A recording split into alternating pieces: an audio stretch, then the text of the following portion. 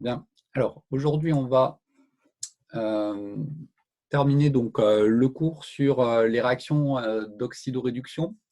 Dans le chapitre d'introduction, on avait introduit la notion de nombre d'oxydation et on avait rappelé comment on pouvait équilibrer une demi-équation électronique.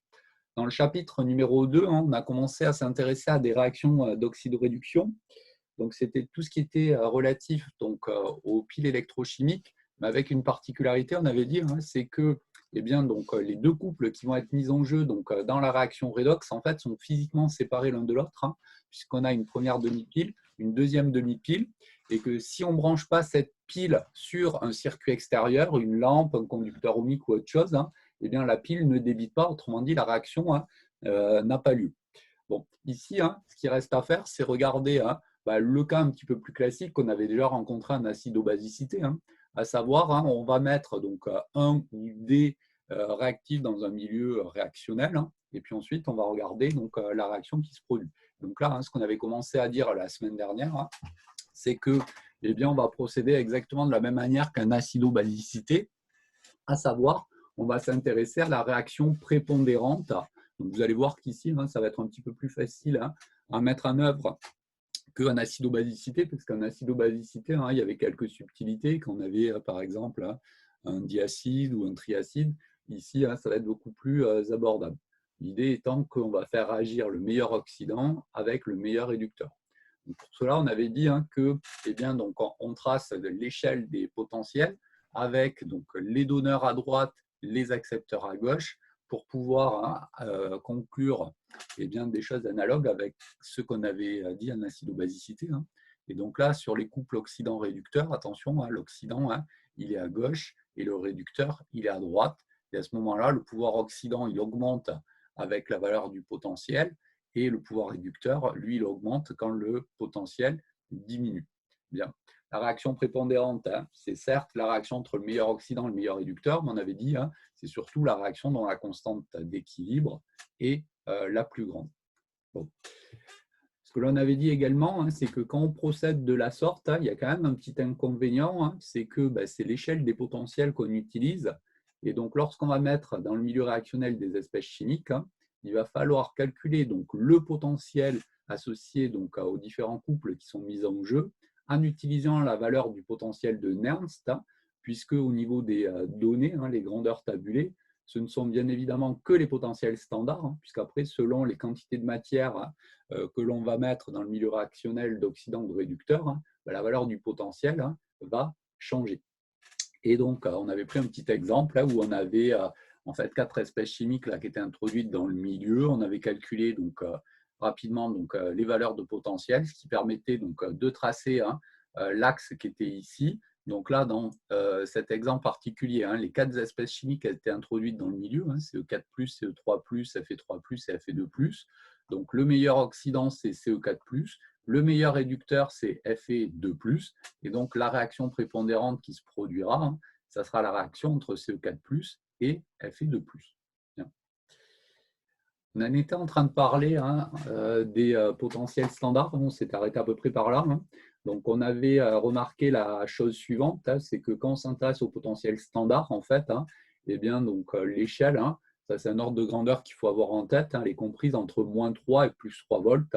Donc on a une amplitude en gros de 6 volts pour ces valeurs de potentiel standard, avec la même caractéristique que précédemment, à savoir que plus on se déplace vers les fortes valeurs de potentiel, et bien plus le pouvoir oxydant augmente pour l'espèce chimique, et inversement, le pouvoir réducteur augmente quand on se déplace vers le bas, autrement dit, lorsque la valeur du potentiel augmente. Bien. Donc, ce qui restait à redire, en gros, c'est les mêmes choses que ce que l'on avait dit au niveau de la réaction prépondérante pour les réactions acide-base. Donc, si la constante d'équilibre elle est plus grande que 1, la réaction elle va plutôt bien se faire, et on va dire que la réaction elle est thermodynamiquement favorisée. Donc, c'est ce qu'on a appelé la règle du gamma, et puis on va rappeler la règle inverse juste après. Donc là, si on prend un petit exemple pour illustrer ça, on vous indique que cette fois-ci, on met du zinc métallique avec des ions Fe2+, Et donc, on vous demande de faire l'inventaire des couples mis en jeu, les faire apparaître sur l'échelle des potentiels standards et de regarder ce qui se passe. Alors, c'est ce que l'on résume à ce niveau-là. Bien, au niveau de cette échelle, ici, eh bien, ce qu'on avait dit donc, dans plusieurs exemples et qu'on redit ici, c'est que qualitativement, eh bien, on peut en fait raisonner donc, indifféremment sur l'échelle des potentiels et l'échelle des potentiels standards à partir du moment où l'écart entre les couples qui sont mis en jeu est relativement grand, parce que dans le potentiel de Nernst, le terme en 0,06 sur le nombre d'électrons échangés fois log, etc., ça, c'est un terme correctif qui va faire varier la valeur du potentiel en comparaison du potentiel standard, mais pas de manière si énorme que ça. Donc, à partir du moment où on a un écart qui est relativement important entre les deux valeurs de potentiel standard, on va quantifier ça juste après, mais en gros, on a commencé à le dire sur les exercices là qu'on avait fait sur les piles. Dès que l'écart entre les potentiels standards est de l'ordre de 0,2, 0,25 volts, on ne prend quasiment aucun risque en raisonnant sur les potentiels standards, ce que j'ai fait ici. Donc là, j'ai placé les trois couples qui mettent en jeu, donc d'une part, le zinc métallique et d'autre part, les ions Fe2+.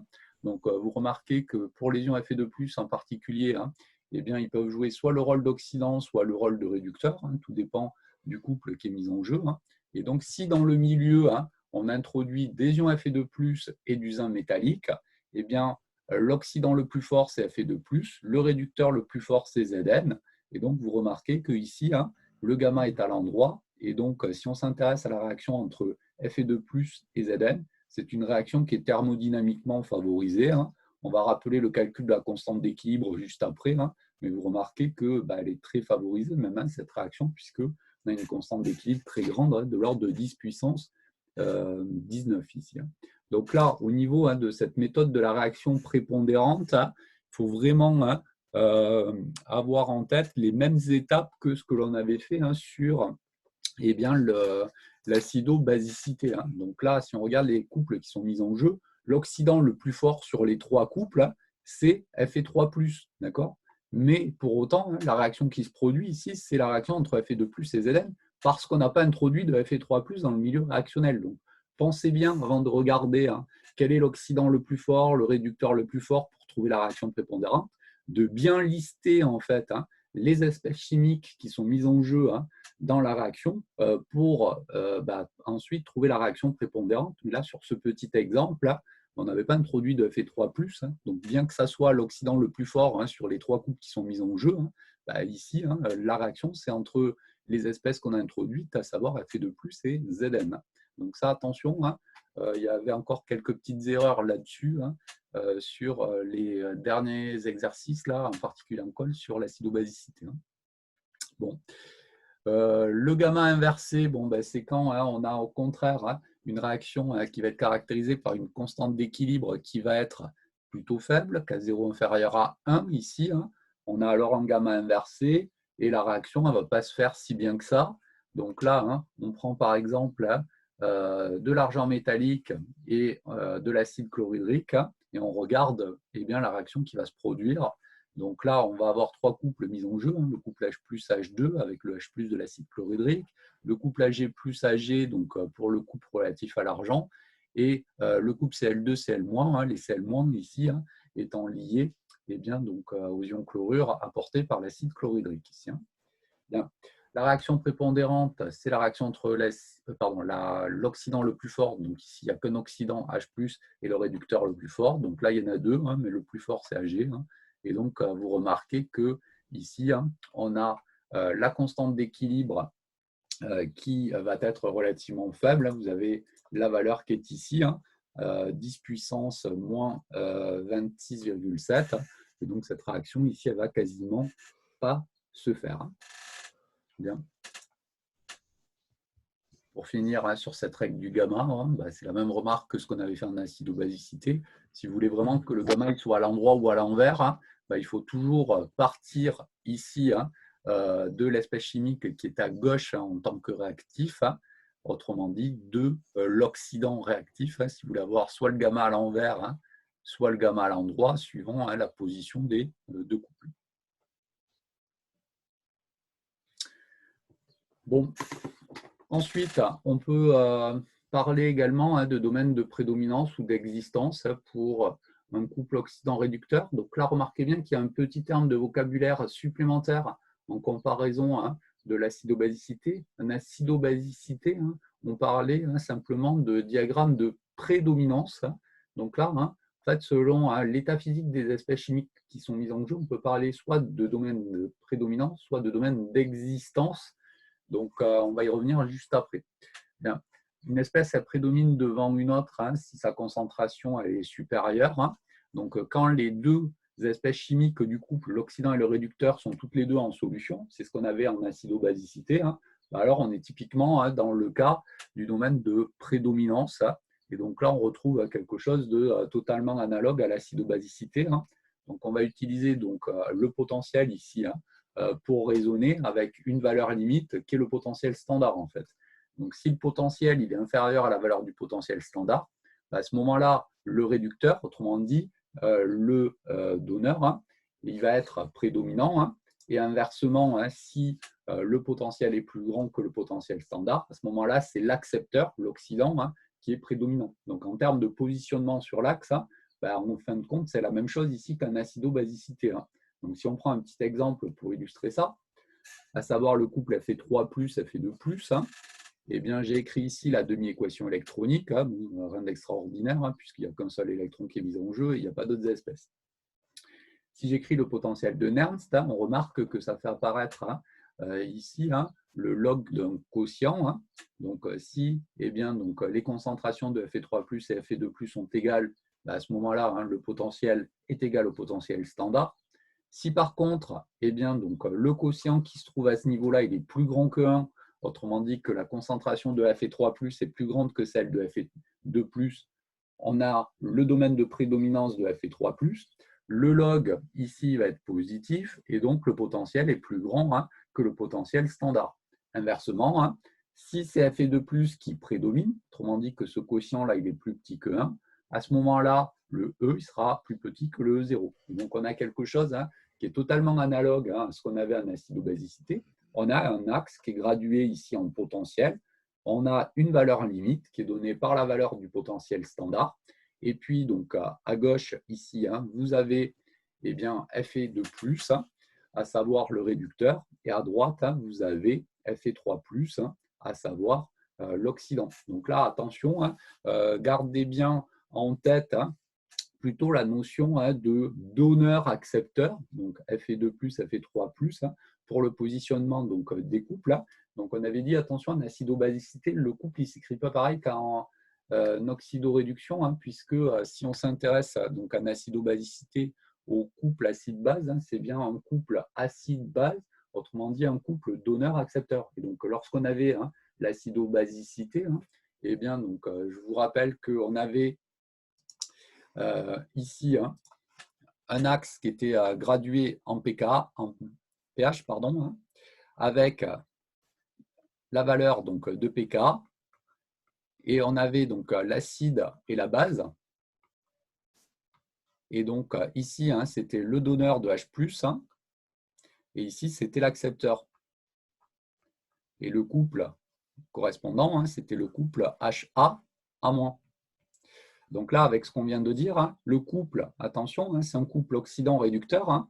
Autrement dit, le couple, il s'écrit Fe3+, Fe2+. Par contre, quand on trace le diagramme de prédominance, on reste bien avec ici le donneur à gauche et l'accepteur à droite. Donc ça, gardez bien à l'esprit que pour retrouver l'ensemble des caractéristiques qu'on avait données en termes de réaction prépondérante, de diagramme de prédominance, etc., il faut bien penser à cette histoire que dans les réactions acide-base, on a d'abord le donneur, puis l'accepteur. Là, c'est écrit dans l'autre sens.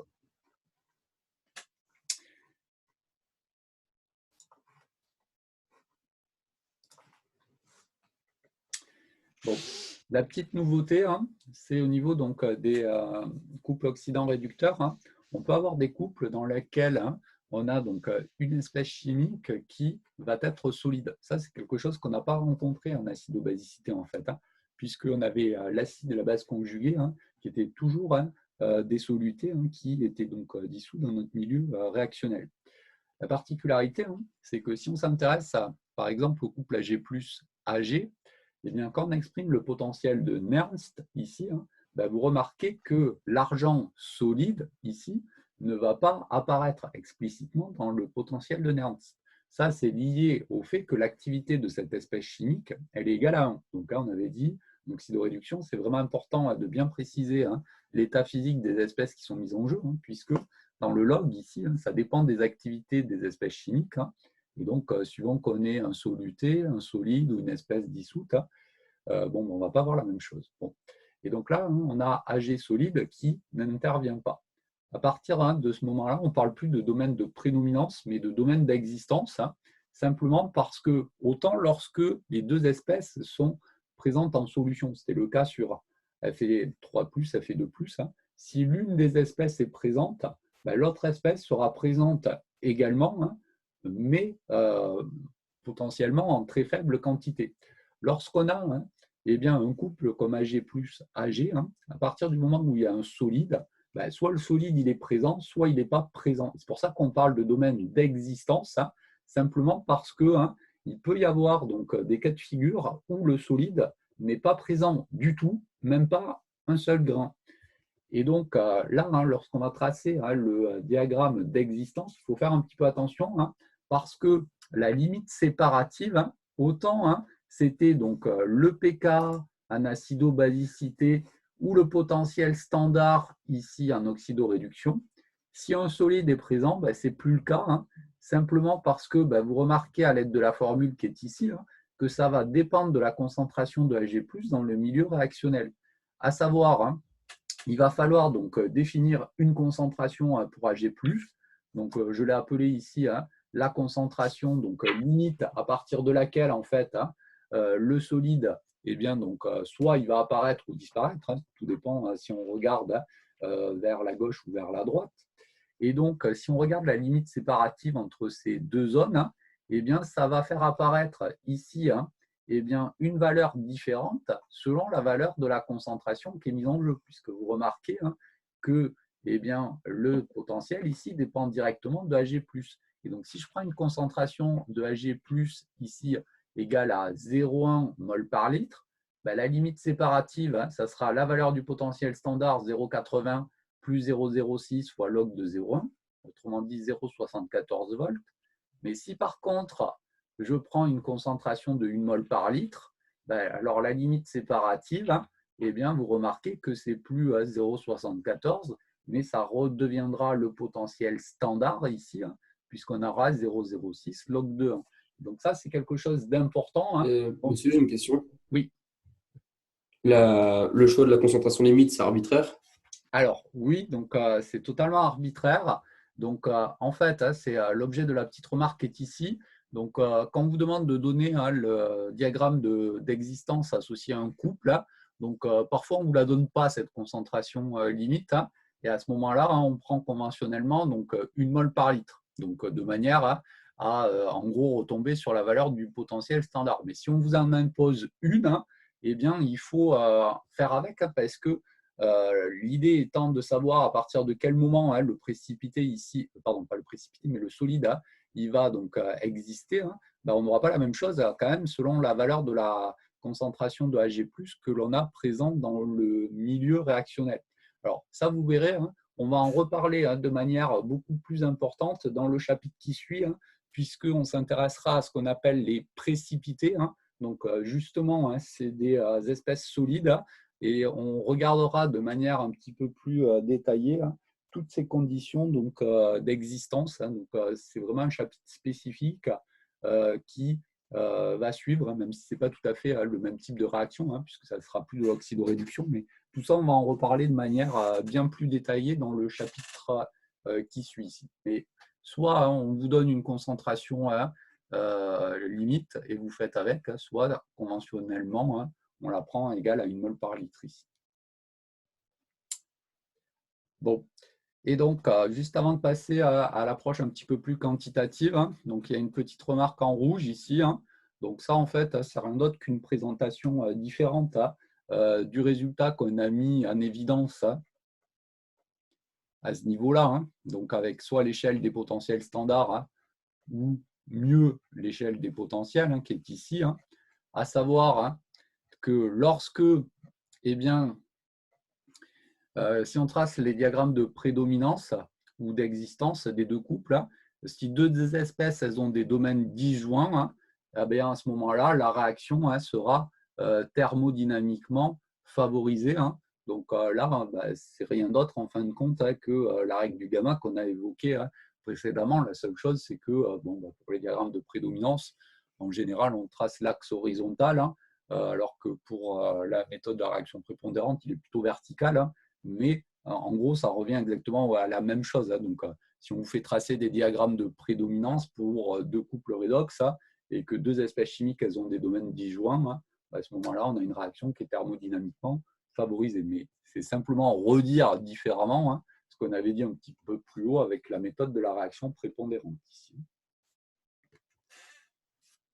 Des questions là-dessus? Oui. Oui. Quand vous parliez du solide, soit il y en a, soit il n'y en a pas, ça veut dire que par exemple sur votre diagramme tout de suite, si on se place à 0,85 volts, il n'y aurait plus de Ag solide? Oui, c'est ça. D'accord.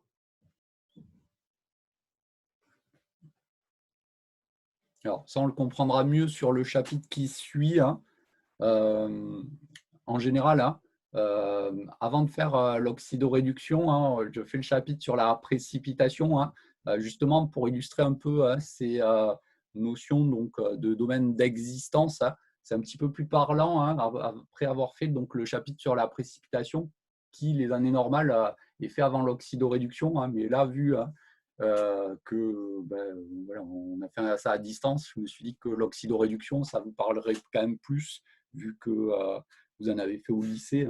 Donc, disons, ces histoires de solides, là, je ne vais pas trop vous embêter tout de suite avec. On va d'abord faire le chapitre sur la précipitation. C'est le chapitre qui suit. Après, on reviendra un petit peu là-dessus et vous comprendrez mieux pourquoi il y en a ou il n'y en a pas une fois qu'on aura fait le chapitre qui suit. Mais disons, j'ai envie de dire, c'est un peu anecdotique pour ce chapitre-là, là où ça sera important, c'est pour tout ce qui est diagramme potentiel pH. Ça sera le chapitre de conclusion qui mettra en lien tous les aspects, en fait, acido-basique, l'oxydoréduction, la précipitation, etc. Donc, c'est important, ces histoires de solides, mais disons, ce n'est pas le plus important pour nous dans l'immédiat, j'ai envie de dire. Bien. Alors, l'approche quantitative, ça correspond au calcul de la constante d'équilibre. Bon, ça, on l'a déjà rencontré à plusieurs reprises, ce calcul. Donc, lorsqu'on est à l'équilibre, on va avoir donc, les potentiels des deux couples qui sont mis en jeu. Et donc là, il faut bien faire la différence entre ce qui se passe pour les piles d'une part et pour ces réactions d'oxydoréduction d'autre part. Ce que j'entends par là, c'est la chose suivante. Donc, on a dit qu'on a une pile. Eh bien, donc, on a ici une première demi-pile, ici une deuxième demi-pile. Et donc, on va avoir ici la demi-pile de gauche qui va être caractérisée par un potentiel E2, la demi-pile de droite qui est caractérisée par un potentiel E2, la demi-pile de gauche qui est caractérisée par un potentiel E1. Et donc, on a dit, si on ne relie pas la pile à un milieu extérieur, eh bien, on a la pile qui ne débite pas et qui garde ces deux valeurs de potentiel. Et puis ensuite, par contre, si on met une lampe ici et que la pile elle débite, les valeurs donc, des potentiels vont évoluer. Et donc, lorsque la pile sera usée, eh bien, on aura à l'équilibre ici une valeur donc, de potentiel unique, à savoir les potentiels de la cathode et de l'anode seront égaux et la pile aura cessé de débiter puisque on aura égalité des potentiels. Remarquez bien qu'ici, c'est totalement différent la configuration puisqu'on a un milieu unique. Donc là, dans notre milieu, on va avoir, sur l'exemple que je vous propose après, vu qu'on a la réaction entre Ag+ et Pb, on va donc avoir ici du Ag+ à l'intérieur et on va plonger en fait dans Ag+, un morceau de plomb, par exemple. Et donc là, l'oxydant et le réducteur sont dans le même milieu réactionnel. Et donc, on va avoir une valeur unique de potentiel que je vais appeler E, qu'on soit à l'équilibre ou pas. Vu qu'il n'y a qu'un seul milieu réactionnel, le milieu réactionnel va être caractérisé par une valeur unique de potentiel. On ne peut pas définir deux potentiels différents.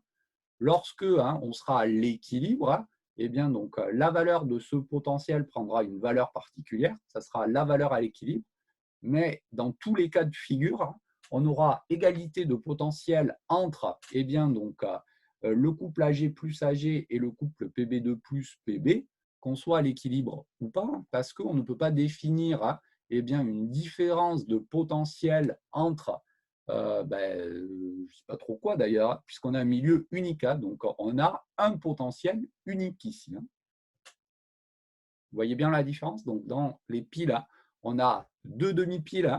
Donc, on définit une différence de potentiel. Et lorsqu'on a l'équilibre, la différence de potentiel, elle est nulle. Ici, on a un milieu unique. Donc, pour ce milieu unique, on ne peut définir qu'un potentiel donné. Donc, parler du potentiel du couple AG plus AG ou du potentiel du couple PB2 plus PB, peu importe, puisque les deux valeurs de potentiel sont forcément égales, puisque on a un milieu réactionnel unique. Donc, pour pouvoir parler de différence de potentiel, de tension, il faut qu'on soit dans la même configuration qu'en électricité, à savoir qu'on ait deux points qui soient physiquement séparés l'un de l'autre, puisque une tension, c'est une différence de potentiel entre deux endroits donnés de l'espace. Et donc, ici, vu qu'il n'y a schématiquement qu'un seul endroit, il n'y a qu'une valeur de potentiel possible. Donc, ça, attention, c'est une petite subtilité qu'il faut bien garder à l'esprit. Bon, ceci étant dit, après, bon, pour le reste, j'ai envie de dire, pour trouver la constante d'équilibre, il n'y a rien d'extraordinaire. On exprime donc les potentiels de Nernst ici. On dit qu'à l'équilibre, les potentiels sont égaux et égaux surtout à la valeur finale. Donc là, j'ai réécrit l'égalité à l'équilibre. Et puis après, on réarrange cette égalité pour faire apparaître la constante d'équilibre. Donc ça, on l'a fait plusieurs fois. Donc là, j'ai pris un exemple où en fait, on n'a pas le même nombre d'électrons qui est échangé dans les deux demi-équations électroniques. Donc ça, on l'avait rencontré également dans le cas des piles. Donc lorsque on n'a pas le même nombre d'électrons échangés, la particularité, c'est qu'au niveau des potentiels de Nernst, ici devant le log, eh bien, il n'y a pas le même coefficient constant. Donc il faut le faire apparaître pour pouvoir en fait regrouper les termes en log. Et donc ici, je vais donc diviser par 2 et donc mettre un exposant 2 ici, de manière bien retomber sur le terme précédent. Et c'est ce qui permet de factoriser par 0,06 sur 2 ici et de faire apparaître en fait la constante d'équilibre. Et donc après réarrangement, eh bien voici ce que l'on trouve. Donc le K0, c'est 10 exposant 2 sur 0,06 fois la différence ici entre les deux potentiels standards. Et donc, j'ai généralisé ici la formule, puisqu'on a toujours, si vous reprenez un petit peu tous les calculs qu'on a fait jusqu'à présent, la même structure pour la constante d'équilibre. C'est 10 exposant le nombre d'électrons échangés au cours de la réaction redox. Et donc là, je parle bien de la réaction redox. Donc là, si vous reprenez les deux demi-équations électroniques, il y a un électron échangé pour le couple AG plus AG, il y en a deux pour le couple PB2 plus PB. Et quand on s'intéresse à la réaction redox, on a tout multiplié par 2 pour le couple AG plus AG, puisqu'on a dit qu'il faut qu'il y ait le même nombre d'électrons échangés dans chacune des demi-équations électroniques. Donc le nombre d'électrons échangés dans la réaction redox, qui est ici, c'est bien 2 ici. Donc la constante d'équilibre, c'est le nombre d'électrons échangés divisé par 0,06 fois la différence, en fait, ici, de potentiel standard entre les deux couples qui sont mis en jeu. Et donc là, surtout, il faut faire attention à prendre cette différence de potentiel standard dans le bon sens. Et donc là, remarquez que j'ai mis en rouge deux espèces chimiques. Ce sont les réactifs en fait, de la réaction redox qui sont mis en jeu. Donc, il faut prendre d'abord le potentiel standard du couple qui a l'oxydant qui est utilisé en tant que réactif. et ensuite le potentiel standard du couple du réducteur qui est utilisé en tant que réactif. Donc ça, c'est vraiment important, hein. Donc cette formule-là, hein, parfois on l'utilise donc directement, hein, vu que c'est toujours la même, mais il ne faut pas se louper, hein, sur le sens des potentiels standards ici, parce qu'une transformation qui est totale peut devenir nulle ou inversement. Et après, si on se loupe, hein, c'est la cata, hein, parce que l'exploitation du tableau d'avancement et compagnie, hein, elle change complètement, hein, suivant que la transformation elle est totale ou pas, hein. Et donc, ce qu'on avait dit au départ là, sur la règle du gamma inversé, hein, autrement dit l'objet de la petite remarque qui est ici, hein, prend vraiment toute son importance, hein, de manière à savoir si la valeur de la constante d'équilibre elle est cohérente ou pas, hein, puisque si on a un gamma à l'endroit, la constante d'équilibre elle est grande, et inversement, hein, si le gamma est inversé, donc ça permet qualitativement, hein, de voir si on ne s'est pas loupé en fait, dans le signe ici, hein, au niveau de cette différence, hein. Donc, si vous avez un gamma à l'endroit et que vous trouvez une constante d'équilibre en 10-12, c'est que vous êtes loupé, hein, ce n'est pas possible, hein. Donc le gamma à l'endroit, la constante d'équilibre, elle est forcément plus grande que 1. Bien, donc ça c'était pour la constante d'équilibre, hein. Et puis après, pour déterminer l'état final associé à une réaction redox, ça, c'est un peu toujours pareil, hein, à savoir on détermine la réaction prépondérante, on fait le tableau d'avancement, on regarde la valeur de la constante d'équilibre et on détermine donc l'état final, hein. Donc, comme je vous ai dit qu'on fait un peu toujours la même chose, hein, sur la chimie des solutions, hein, c'est vrai, hein. Après, bon, certes, hein, soit c'est des réactions acido-basiques, soit c'est des réactions d'oxydoréduction ou d'autres types de réactions, mais en termes de méthode, j'ai envie de dire, hein, il n'y en a qu'une, hein, c'est celle-ci, hein. Donc, la seule chose, c'est vraiment au départ, hein, d'avoir la réaction prépondérante, hein, puisque si vous repensez un peu à ce qu'on avait fait au premier semestre là-dessus, hein, en gros, au premier semestre, on vous donnait la réaction, hein, on faisait le tableau d'avancement, on regardait la valeur de la constante d'équilibre, on déterminait l'état final. Donc là, en gros, on est en train de reprendre la même démarche, hein, mais il faut trouver en plus la réaction prépondérante, en l'occurrence ici la réaction entre le meilleur oxydant et le meilleur réducteur, hein. Donc on a cette petite étape supplémentaire à faire, hein, donc importante, hein, puisque si on n'a pas la bonne réaction, forcément, hein, tout ce qui découle derrière, hein, c'est faux, hein, mais disons, hein, c'est vraiment, hein, cette méthode-là, et c'est la même qu'on va se trimballer là, sur les différents types de transformations en solutions, hein. Donc là, il faut vraiment, avec un peu d'habitude, hein, que ça marche, parce qu'on fait toujours la même chose, hein. Donc c'est vraiment assez répétitif, hein, tout ce qu'on fait là. Bien, on va en comprendre des petits exemples là. Vous avez des questions? Oui, monsieur. Ouais. Par rapport à ce que vous avez dit sur la différence de potentiel Ouais. dans un milieu unique, je comprends pas bien parce qu'il y a deux potentiels, mais il n'y a pas de différence. Alors, et c'est pour ça qu'en fait, hein, les piles, on qualifie souvent ça de réaction hors équilibre, alors qu'ici, hein, on parle de réaction à l'équilibre. Alors pourquoi? Parce que les piles étant constituées de deux demi-piles physiquement séparées, en fait, hein, eh bien, chacune des deux demi-piles peut avoir une valeur de potentiel différente.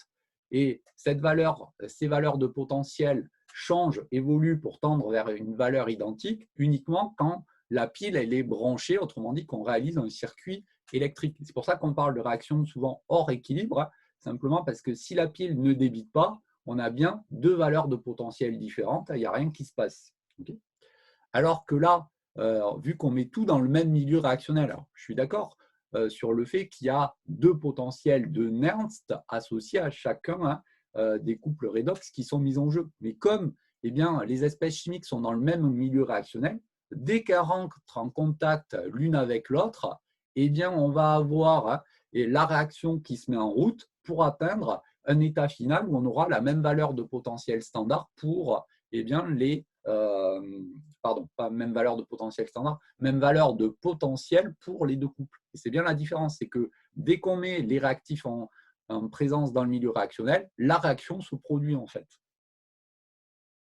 D'accord. Et l'équilibre, par contre, ça correspond pareil à l'égalité entre les deux potentiels. Oui, voilà. Mais le problème, c'est que, alors après, hein, bien évidemment, tout dépend de la valeur de la constante d'équilibre, hein, suivant qu'elle est plutôt grande ou plutôt faible, hein. Soit on peut avoir une transformation totale ou non, ça c'est un autre problème. Mais disons, hein, en gros, hein, ici, il se passe la même chose qu'en acido-basicité, hein. À partir du moment où on met les réactifs en présence, la réaction, elle se produit. On ne peut pas l'arrêter, j'ai envie de dire. Alors qu'au niveau de la pile, hein, Eh bien, donc, si vous reliez la pile avec une lampe et vous mettez un interrupteur dans le circuit, donc la pile elle commence à débiter. Si vous ouvrez l'interrupteur, ça s'arrête. Et donc, si vous regardez les valeurs des potentiels des deux demi-piles, chaque demi-pile aura une valeur de potentiel différente tant qu'on ne sera pas arrivé à l'état final où la pile est usée. Tandis que là, on n'a pas cette possibilité-là. À partir du moment où on met les réactifs en présence, eh bien, la réaction elle se produit et on atteint l'état final d'équilibre où la valeur donc, du potentiel prendra une valeur particulière qui sera la même pour les deux demi-couples. On ne peut pas arrêter, entre guillemets, la transformation. Dès qu'on met les réactifs, c'est comme une acido-basicité. Quand on met la base d'un couple avec l'acide d'un autre couple dans le milieu réactionnel, la réaction se produit. Là, c'est la même chose. D'accord.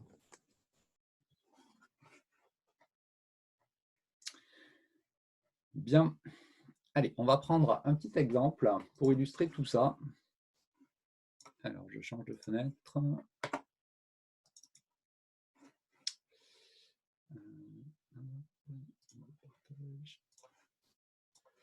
Voilà.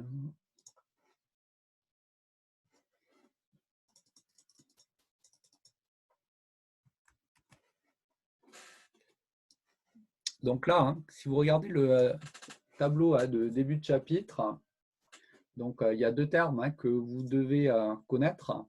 Ce sont les termes média mutation et dismutation. Donc, on va illustrer ça sur les petits exemples ici qui vont suivre.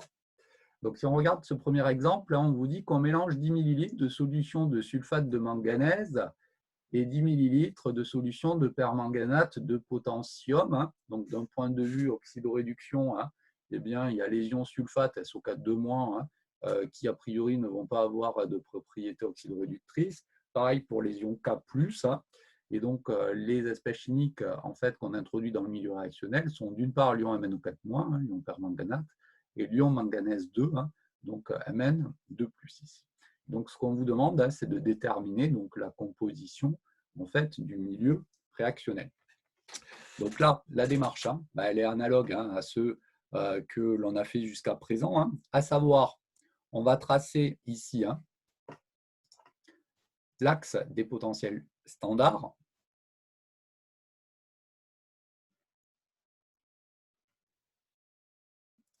Donc, si vous regardez les deux couples, ils ont une valeur de potentiel standard qui est relativement éloignée l'une de l'autre. Donc, on peut raisonner directement sur les valeurs des potentiels standards.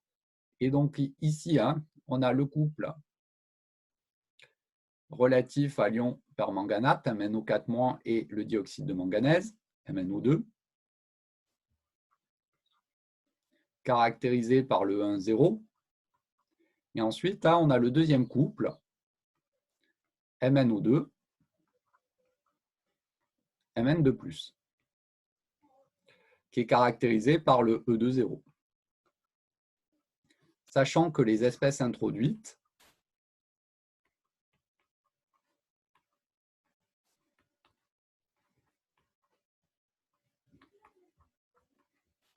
sont Mn2+, MnO4-, et puis ensuite, il y a deux ions spectateurs, ce sont les ions sulfate et puis donc les ions potassium.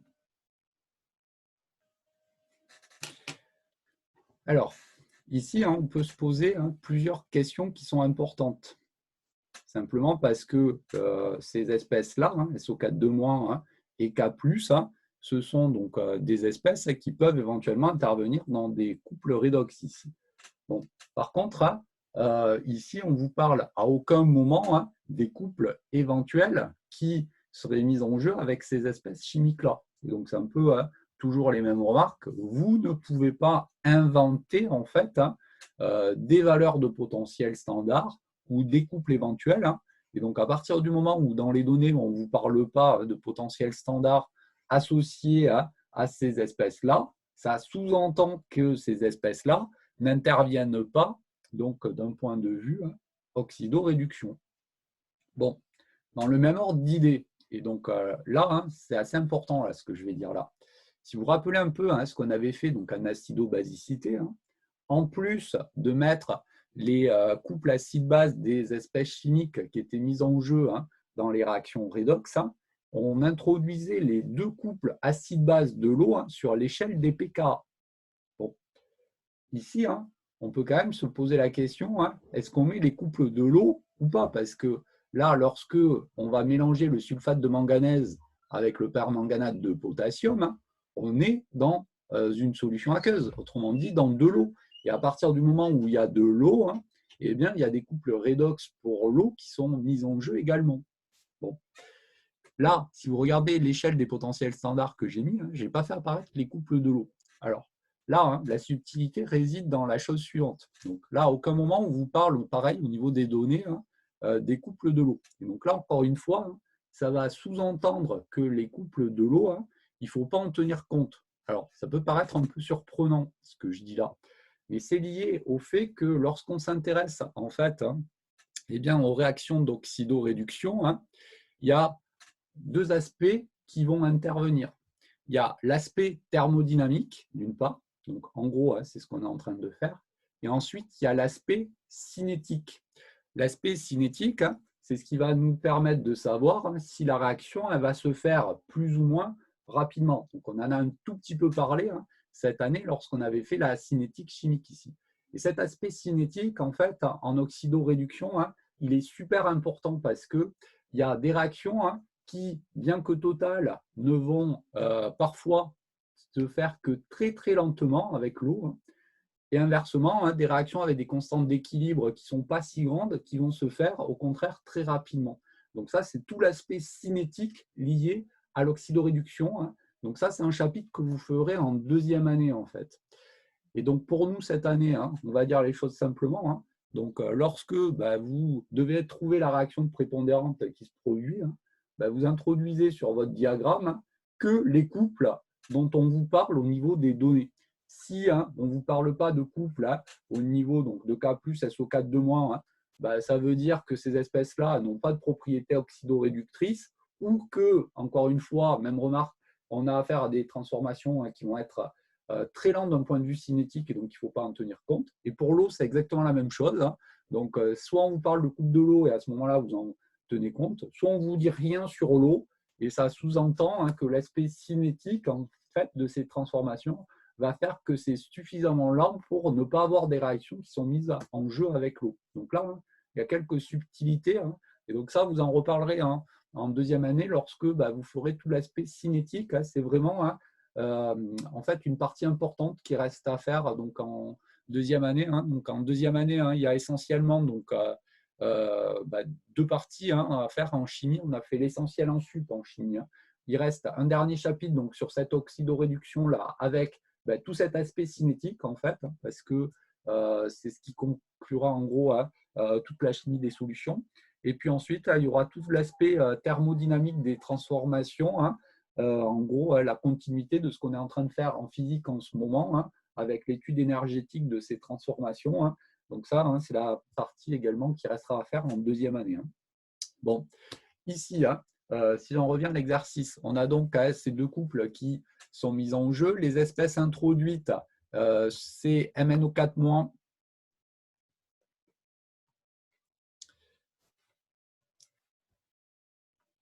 et Mn2+. Donc là, lorsque je trace le gamma, on se rend compte qu'il est à l'endroit. Et donc, notre réaction prépondérante, c'est la réaction entre MnO4- et Mn2+.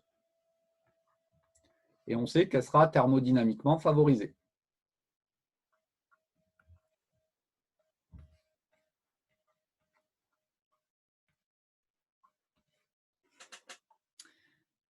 Bien, une fois que l'on a dit ça, eh bien, donc après, il faut reprendre, j'ai envie de dire, les bonnes habitudes, à savoir écrire les demi-équations électroniques pour ensuite avoir accès donc, à la réaction prépondérante. Donc ici, il ne faut pas écrire directement la réaction redox. Dès que les couples sont un peu évolués, et c'est le cas ici, il va y avoir de l'eau, des H+ qui sont mis en jeu. Et bien donc on ne peut pas écrire directement la réaction redox. La plupart du temps, ça n'aboutit pas de manière très pertinente. Donc on repart sur bien, donc, les demi-équations électroniques. Donc je commence par le couple MnO2, Mn2+, par exemple. Donc ici, on a un élément manganèse à gauche, j'en ai un à droite. J'ai 2 atomes d'oxygène, il me faut 2 molécules d'eau. J'ai 4 éléments hydrogène, donc il m'en faut également 4 à gauche. Et ensuite, j'équilibre avec les électrons. Pour avoir la conservation de la charge, il me faut 2 charges positives ici à gauche, puisque j'en ai 2 à droite. Donc ça, c'est pour le premier couple. Pour le deuxième couple, c'est le couple MnO4-, donc MnO2.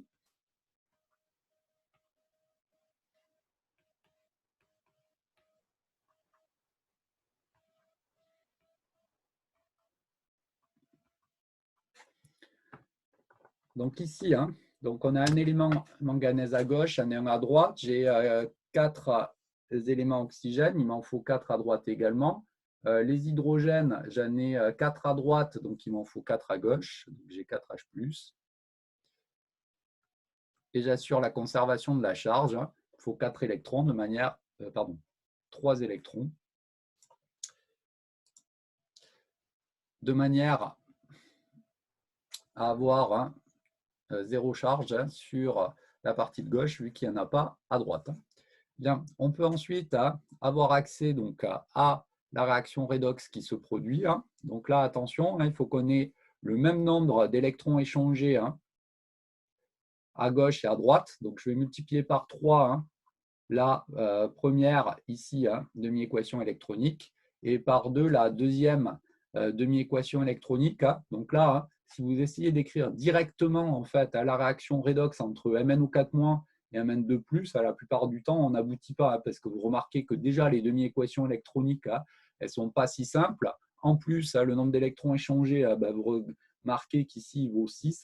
Donc là, c'est vraiment indispensable de repasser par les demi-équations électroniques. Donc on a 2 MnO4-,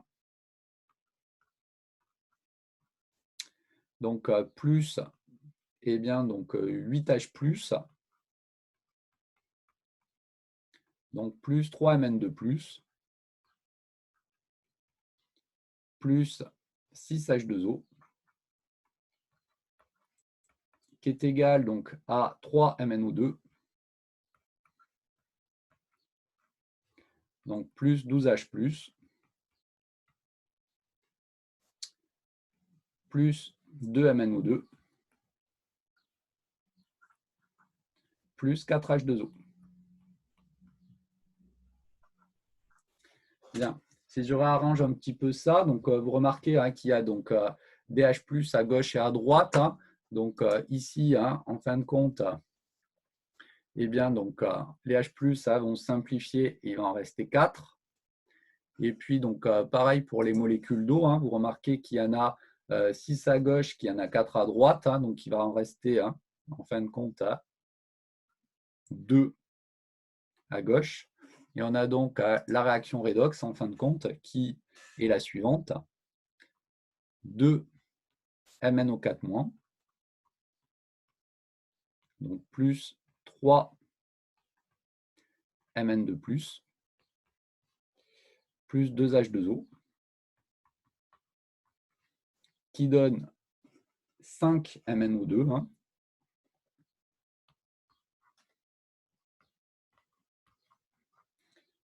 plus 4H+. Je précise l'état physique associé aux différentes espèces chimiques. Donc là, attention, MnO2, c'est un solide.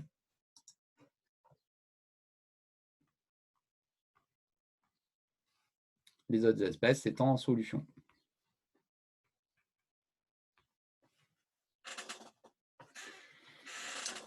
Bien, j'ai ici ma réaction redox. Donc, on vous demandait de déterminer la composition finale ici de la solution obtenue et de déterminer donc, la masse de solide obtenue. Donc, le solide, c'est MnO2, bien évidemment. Donc, je vais faire mon tableau d'avancement, puis calculer la constante d'équilibre et déterminer donc l'état final. Donc là, au niveau de l'état initial, vous remarquez qu'on va avoir C1 fois V1, donc mol de sulfate de manganèse. Donc ici, la quantité de Mn2+, c'est C1V1. Pour MnO4-, vous remarquez qu'on a introduit en fin de compte la même quantité de matière ici.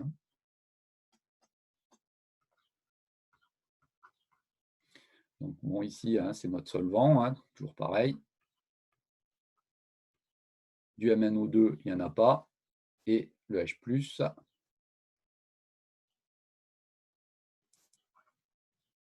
donc, il n'y en a pas. À l'état final, on a C1V1 moins 2X. Pardon. Ici, C1V1 moins 3X.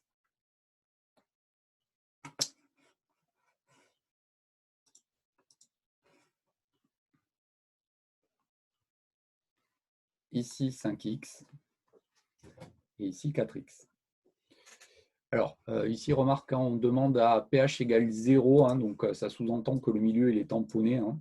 Donc, on va mettre ici, donc c'est la concentration de H+. Donc, la concentration, c'est 10 exposants moins de pH. Donc, on prendra une mol par litre pour le milieu. Donc, je vais juste mettre pH égale 0, puisque ça ne va pas être utile pour le tableau d'avancement. Bien. Donc, ici, j'ai donc ma transformation avec le tableau d'avancement. Donc, ce que l'on va faire, c'est qu'on va calculer donc, la constante d'équilibre pour pouvoir conclure sur l'état final. Mais déjà, qualitativement, il faut avoir en tête bien, le résultat qu'on va trouver. Donc là, ce que l'on a dit, c'était que qualitativement, le gamma, il était à l'endroit. Et donc, on avait une transformation qui était thermodynamiquement favorisée. Qui plus est, on a l'écart entre les potentiels standards ici qui est très grand. On a quelque chose de l'ordre de 0,5 volts. Donc, avant même d'avoir fait le calcul, eh bien, on est à peu près sûr de trouver une transformation qui va être totale ici. Donc là, il y aura un réactif limitant, on pourra déterminer le X, etc. Bien. Donc là, on va calculer donc, la constante d'équilibre. On va avoir à l'équilibre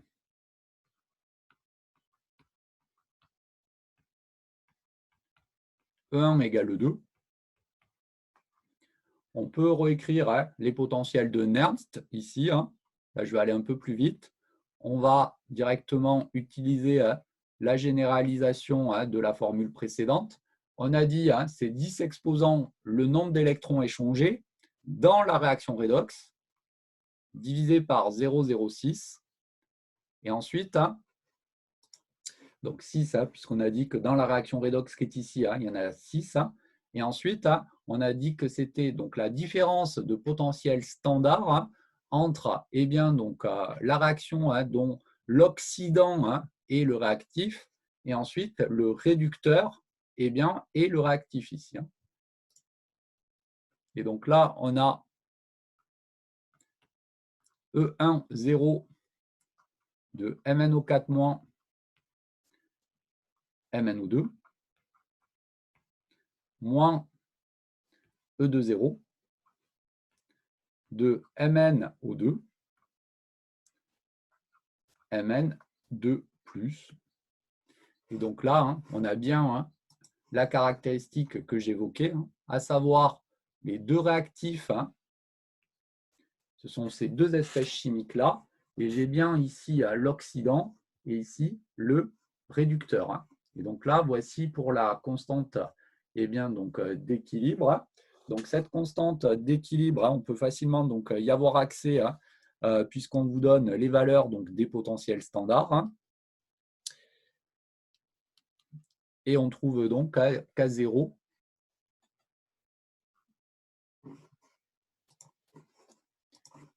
qui vaut 10 puissance 47.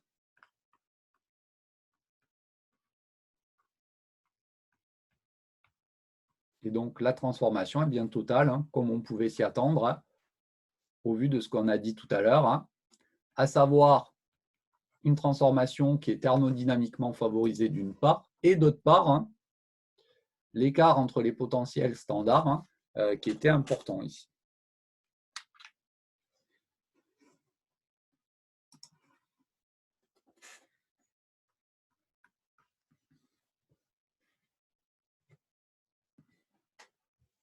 Des questions là-dessus?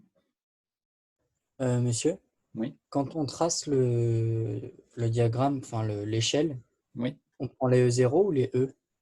Alors, donc là, la question elle est importante. Hein. Donc, ce que l'on a dit, hein, c'est que, en toute rigueur, c'est avec les potentiels qu'il faut tracer l'échelle. Donc, si on veut raisonner mathématiquement, hein, j'ai envie de dire, hein, c'est avec les potentiels E. Par contre, hein, le problème, entre guillemets, hein, lorsqu'on doit tracer l'échelle avec les valeurs de potentiel, c'est qu'il faut calculer les valeurs de potentiel. Simplement parce que hein, on doit utiliser la formule de Nernst pour avoir les valeurs de potentiel initiales hein, en utilisant le 0 plus 0,06 sur etc. Bon. Ce qu'on a dit malgré tout, hein, c'est que à partir du moment où les valeurs de potentiel standard ne sont pas trop proches l'un de l'autre, et donc là, c'est assez arbitraire, hein, on a dit à partir de 0,2 volts d'écart, hein, 0,25 volts d'écart, eh bien, donc, on peut raisonner donc, avec les potentiels standards, hein, simplement parce que la position des deux couples, là, eh bien, ça sera la même que l'on raisonne avec le potentiel ou le potentiel standard, hein, parce que l'écart ici il est suffisamment important pour que le terme correctif en 0,06 sur n log, etc., hein, ne vienne pas modifier la position des deux couples. Si on avait eu par contre hein, 1,70 volts et 1,65 volts ici, hein, là, hein, ça aurait été quand même mieux d'être sûr qu'on n'a pas inversé la position des deux couples en fait. Hein. D'accord. Okay, donc et si dans on le a un cas écart. Si on a un écart important, hein, on raisonne directement avec les potentiels standards. Si par contre l'écart il est faible, inférieur à 0,25 volts, là, pour être sûr, il vaut mieux raisonner sur les potentiels. D'accord. Et du coup, dans le cas où on avait dit les solides, ça, j'ai pas bien compris pourquoi justement, on recalculait le E quand on avait un solide qui n'était pas forcément présent.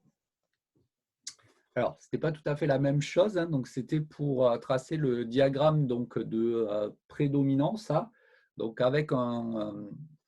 Alors, ce n'était pas tout à fait la même chose parce que. Il faut que je change de fenêtre pour le coup. Alors, une petite seconde.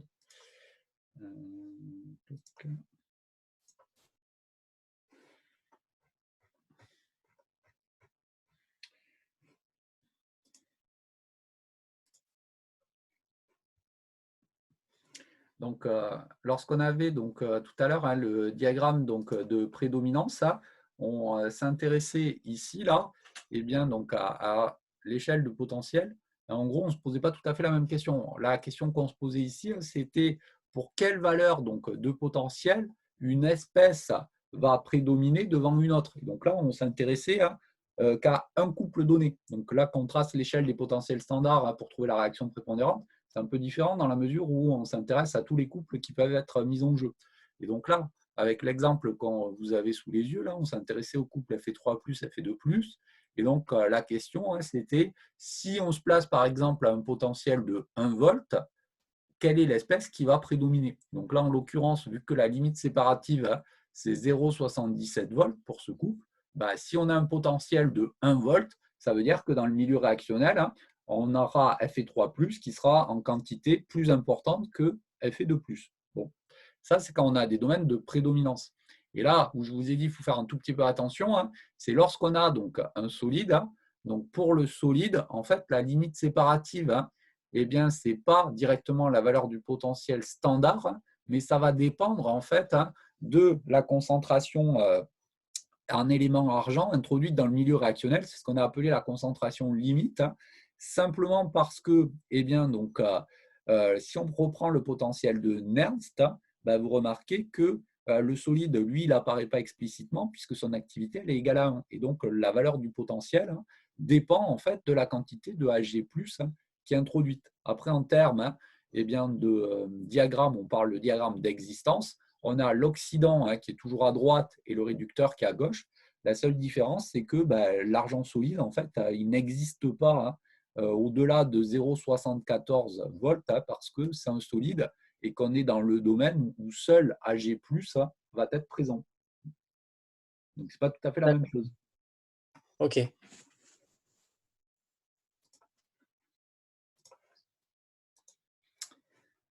Alors, je reviens à mon petit exercice. Donc, on vous demandait donc, de déterminer la composition de la solution. Donc, ici, on vient de montrer que la transformation elle était totale. Donc, à la vue du tableau d'avancement, eh bien, on se rend compte qu'en fin de compte, c'est Mn2+, qui va être donc, le réactif limitant ici. Et donc, pour déterminer l'avancement final, eh bien, ça va nous être donné ici par la quantité de matière de Mn2+, qui est nulle ici. On va donc avoir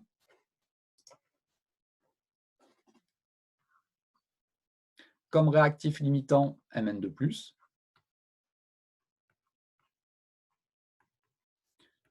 Et donc le X qui est égal à C1V1 sur 3, à savoir 3,33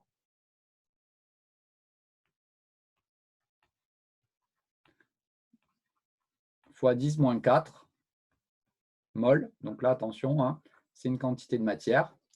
Donc, connaissant cette quantité de matière-là, on peut avoir accès eh bien, donc, aux quantités de matière de solides formés en particulier, puis la composition également de notre milieu réactionnel. Donc, on avait la quantité de matière ici, donc de solide MnO2 qui était égal à 5x. Donc 1,67 fois 10 moins 3 mol. Et comme on vous donne la masse molaire du manganèse, la masse molaire de l'oxygène étant 16 grammes par mol, on peut avoir accès à la masse de MnO2.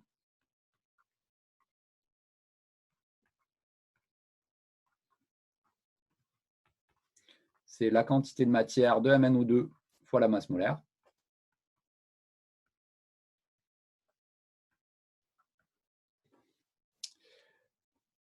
À savoir donc une masse de 145 mg.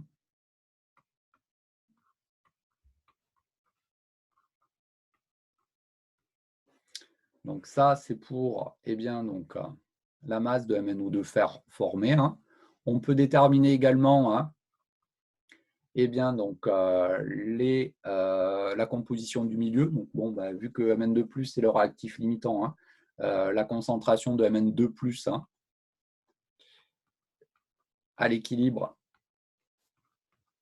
ça va être environ égal à 0.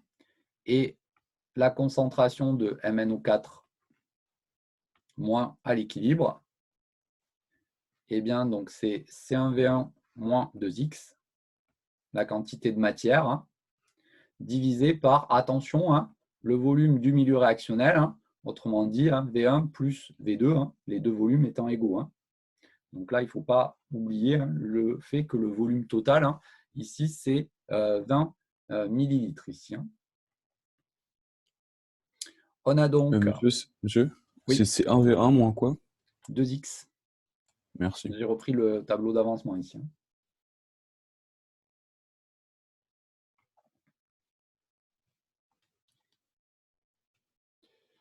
Et donc, on a ici une concentration de 1,67 fois 10 moins 2 mol par litre.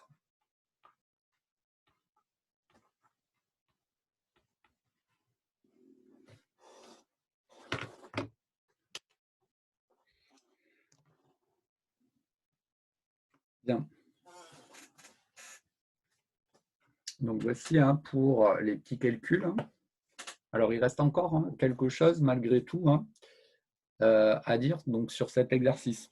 Donc, je vous ai dit, lorsque on a commencé, qu'il y a deux termes que vous devez connaître.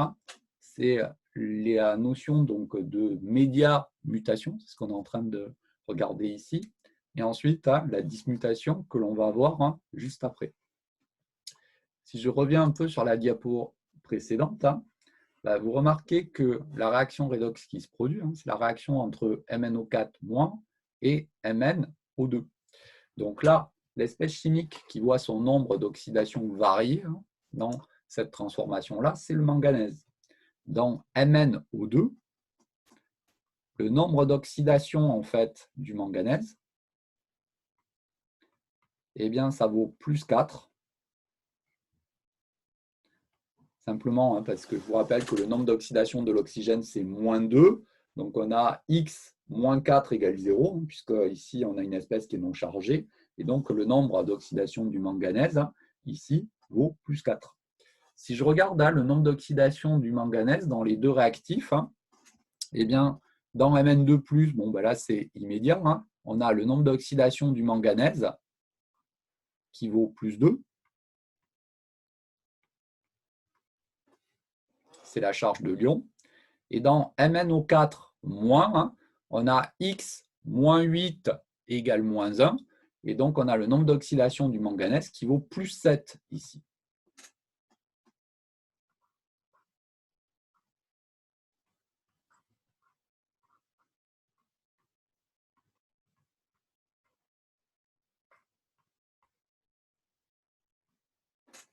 Bien. Et donc là, on est typiquement dans ce que l'on appelle une média mutation.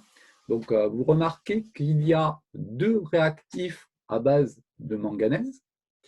Et au niveau des produits, en fait, on n'en a qu'un, simplement parce que le dioxyde de manganèse, MnO2, c'est l'oxydant en fait d'un couple, mais c'est le réducteur de l'autre couple. Et donc, on a deux réactifs avec deux nombres d'oxydation différents pour le manganèse, plus 2, plus 7. Et au niveau des produits, on n'a qu'une seule espèce chimique à base de manganèse. Et la particularité, c'est que le nombre d'oxydation en fait, du manganèse dans cette espèce chimique unique ici, eh bien, c'est une valeur qui se trouve entre les deux valeurs extrêmes ici, qui étaient données par les réactifs. On avait ici plus 2, plus 7. Ici, le nombre d'oxydation de l'espèce chimique qui est mise en jeu, c'est plus 4. Et donc ça, c'est ce qu'on appelle une média mutation. À savoir, vous avez donc deux espèces chimiques qui sont utilisées en tant que réactifs avec des nombres d'oxydation différents, et vous obtenez un seul produit avec un nombre d'oxydation qui se trouve entre les deux valeurs et bien, de celle des réactifs. C'est la média mutation. Donc ça, vous devez savoir le reconnaître quand vous en rencontrez une média mutation. Vous avez en gros deux réactifs, un seul produit.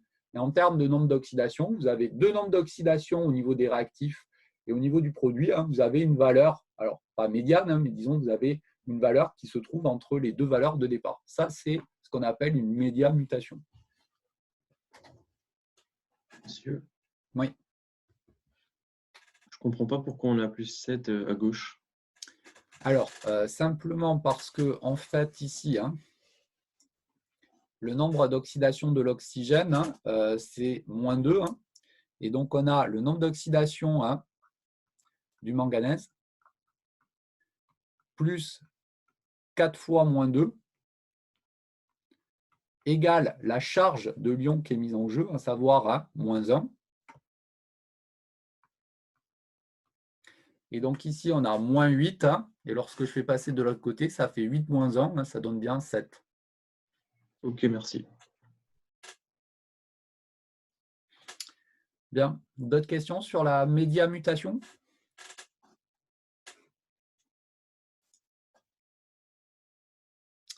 Alors, on va voir le deuxième cas de figure, c'est la dismutation cette fois-ci.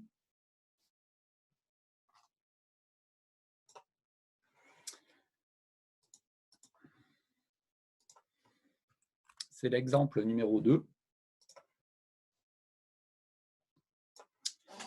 Donc Donc, ici, on va s'intéresser à de l'eau oxygénée dans cette deuxième petite application. Donc, les couples de l'eau oxygénée, c'est le couple O2H2O2 et le couple H2O2 H2O. Donc, première chose, vous demandez d'écrire les demi-équations électroniques.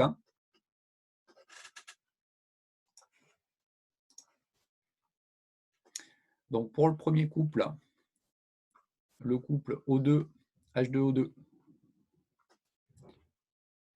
Donc, on a l'oxydant O2,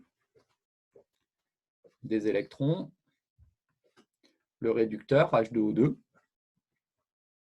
Donc, les éléments oxygène, il y a directement le bon nombre. Il me faut 2H+ ici pour assurer la conservation en élément hydrogène. Et la charge est assurée, la conservation de la charge, en rajoutant ici 2 électrons. Pour le deuxième couple, H2O2, H2O.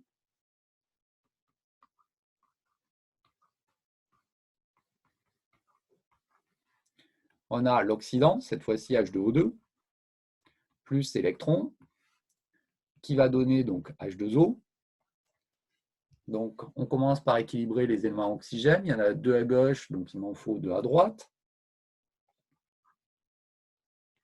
On a donc 2H+ pour assurer la conservation en élément hydrogène. Et il me faut donc 2 électrons pour assurer la conservation ici de la charge. On vous demandait d'écrire la réaction de dismutation du peroxyde d'hydrogène. Donc, on vous indiquait à quoi ça correspondait. C'est la réaction entre l'oxydant H2O2 et le réducteur H2O2. Donc là, on remarque effectivement que l'eau oxygénée peut intervenir aussi bien en tant qu'oxydant que réducteur dans 2 couples différents, d'où la réaction qui en découle. Donc ici, on a directement le bon nombre d'électrons qui est échangé. Donc on va avoir H2O2 donc plus 2H+, plus H2O2, qui va donner donc O2, plus 2H+, plus 2H2O. Je regroupe les termes en H2O2.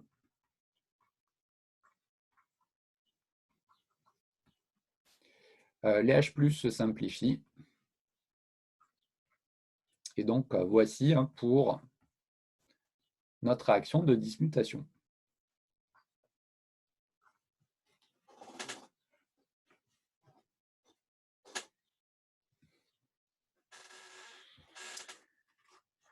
Bien. Alors, dismutation, pourquoi? Donc là, si on regarde encore une fois un peu les valeurs des nombres d'oxydation, donc ici, si vous regardez un petit peu, bon, on n'a que 2 espèces chimiques, l'oxygène et l'hydrogène. Donc ici, pour O2, vous remarquez que c'est une espèce chimique qui ne fait intervenir que l'élément oxygène, c'est le corps pur simple à base d'oxygène. Donc le nombre d'oxydation ici de l'oxygène, il va valoir 0. Bon. Les nombres d'oxydation qui sont importants, en fin de compte, ici, sont ceux relatifs à l'oxygène. Donc, on a un nombre d'oxydation ici de -2 pour l'oxygène dans H2O, nombre d'oxydation de +1 pour l'hydrogène, -2 pour l'oxygène. On remarque qu'on a bien, quand on fait la somme, 0. Bien. Au niveau de H2O2, attention, on avait dit, ça c'est une exception qui est à connaître. Donc, le nombre d'oxydation de l'hydrogène, il reste égal à +1 dans cette espèce chimique. Par contre, c'est le seul composé que vous devez connaître en filière MPSI pour lequel le nombre d'oxydation de l'oxygène, il vaut -1. C'est lié à la liaison oxygène-oxygène qui confère un état d'oxydation particulier à cet élément oxygène. Et donc ici, le nombre d'oxydation de l'oxygène, il vaut -1. Donc on remarque que c'est bien cohérent avec la structure. Donc 2 fois +1 pour l'hydrogène, -2x égale 0. Donc on a bien -1 pour l'oxygène. Et donc là, vous remarquez qu'on est en fin de compte dans le cas inverse de la médiamutation. Vous avez un seul réactif, H2O2, et vous obtenez donc 2 produits O2 et H2O. Et vous avez donc pour le réactif ici un nombre d'oxydation qui vaut -1 pour l'oxygène. Et pour les produits, vous avez deux valeurs de nombre d'oxydation, une valeur qui est plus grande et une valeur qui est plus petite. Donc on est exactement dans le cas inverse de la médiamutation. Dans la médiamutation, vous avez deux réactifs, un produit. Le produit obtenu, il a un élément chimique qui a un nombre d'oxydation qui est médian entre ceux des réactifs. Et donc là, c'est exactement l'inverse. Vous avez un réactif, vous avez deux produits. Le nombre d'oxydation ici de l'oxygène dans le réactif étant compris entre les deux valeurs extrêmes ici qui sont données par celles des produits. Donc, dismutation, médiamutation, c'est deux transformations en gros qui sont inverses l'une de l'autre. Bien, des questions là-dessus? Non? Alors, le calcul de la constante d'équilibre. Donc là, pareil, on va directement utiliser la formule. On va dire qu'à l'équilibre,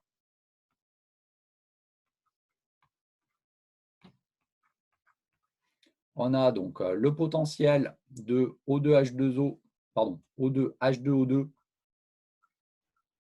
qui est égal au potentiel de H2O2 H2O.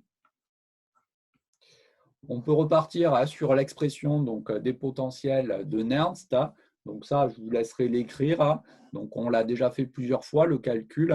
Et surtout, on aboutit toujours à la même formule. Donc la constante d'équilibre, c'est égal à 10 exposant le nombre d'électrons échangés. Donc là, on remarque qu'il y en a deux dans la réaction redox sur 0,06 fois la différence de potentiel standard entre les deux couples. Et donc là, attention à écrire la différence dans le bon sens. Ce que je n'ai pas fait ici.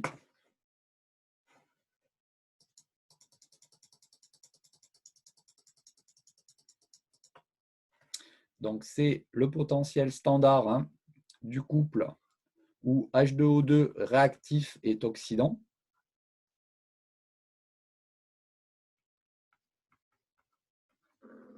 Moins le potentiel standard du couple où H2O2 est réducteur.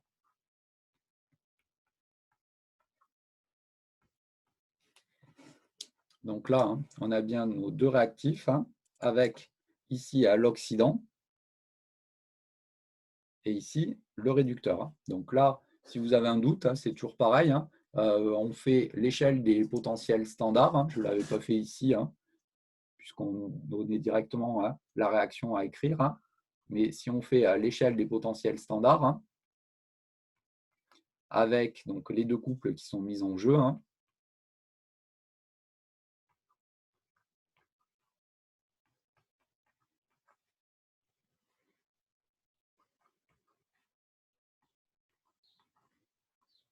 et que je m'intéresse à la réaction entre l'eau oxygénée oxydant et l'eau oxygénée réducteur, vous remarquez que c'est une réaction qui est thermodynamiquement favorisée. L'écart des potentiels standards, il est très grand ici, et donc on peut facilement se rendre compte que la transformation, encore une fois, elle va être ici totale, puisqu'on a une constante d'équilibre qui vaut 10 puissance 37.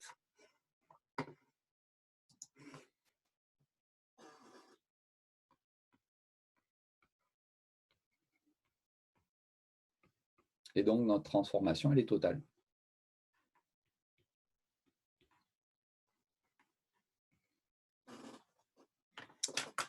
Bien.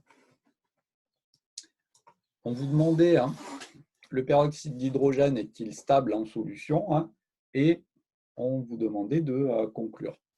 Donc, le peroxyde d'hydrogène, on remarque qu'il peut réagir sur lui-même pour donner donc O2 et H2O par une transformation qui est totale. Bon.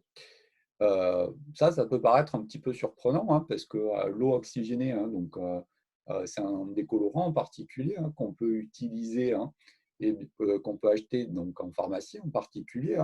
Et donc, au vu du résultat que l'on a trouvées, ça peut paraître un petit peu surprenant parce que O2 et H2O sont les produits de cette transformation.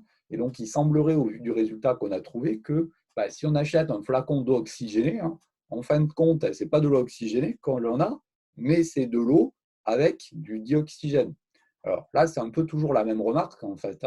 C'est que quand on a une transformation chimique, eh bien, il y a toujours deux aspects qui sont mis en jeu. L'aspect thermodynamique, qui nous dit que cette transformation-là, elle est totale. Pour autant, ça ne préjuge en rien de l'aspect cinétique de la transformation qui est mise en jeu. Et donc là, cette réaction qui se produit ici, de l'eau oxygénée sur elle-même, ce phénomène de dismutation, c'est une transformation qui est lente, en fait. Et donc, lorsqu'on achète un flacon d'eau oxygénée, et heureusement, eh bien, c'est bien de l'eau oxygénée que l'on a, du H2O2.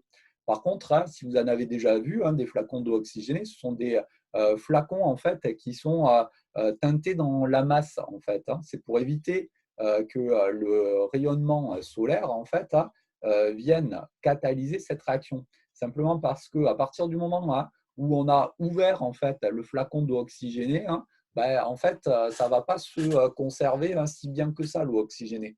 Simplement parce que la réaction va être catalysée justement par la lumière environnante et cette transformation va voir sa cinétique augmenter rapidement. Et donc, au bout d'un moment, on n'a effectivement plus que de l'eau et du O2 dans le milieu réactionnel, mais c'est malgré tout une transformation qui est relativement lente. Donc, lors de la fabrication, à condition de bien prendre des flacons qui sont opaques et de travailler donc, en milieu sombre, eh bien, on a la cinétique qui va être extrêmement lente. Et donc, c'est bien du H2O2 que l'on a. Mais à partir du moment où on a commencé à utiliser le flacon, qu'on l'a laissé un peu à la lumière, qu'on l'a ouvert, etc., la cinétique elle prend le pas sur l'aspect thermodynamique. Et c'est bien que de l'eau et du dioxygène que l'on a ici. Bien. Des questions là-dessus? Alors, pour finir, eh bien, on va s'intéresser à un dernier petit exercice.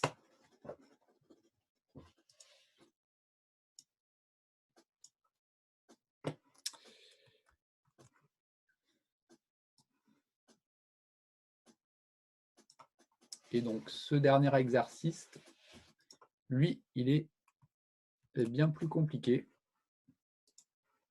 Même si en soi… Pour l'exercice précédent, pour prouver que ce n'était pas stable, c'est quoi la preuve du coup? Alors, sur l'exercice précédent, on a la constante d'équilibre qui vaut 10 puissance 37. Donc, la transformation est totale.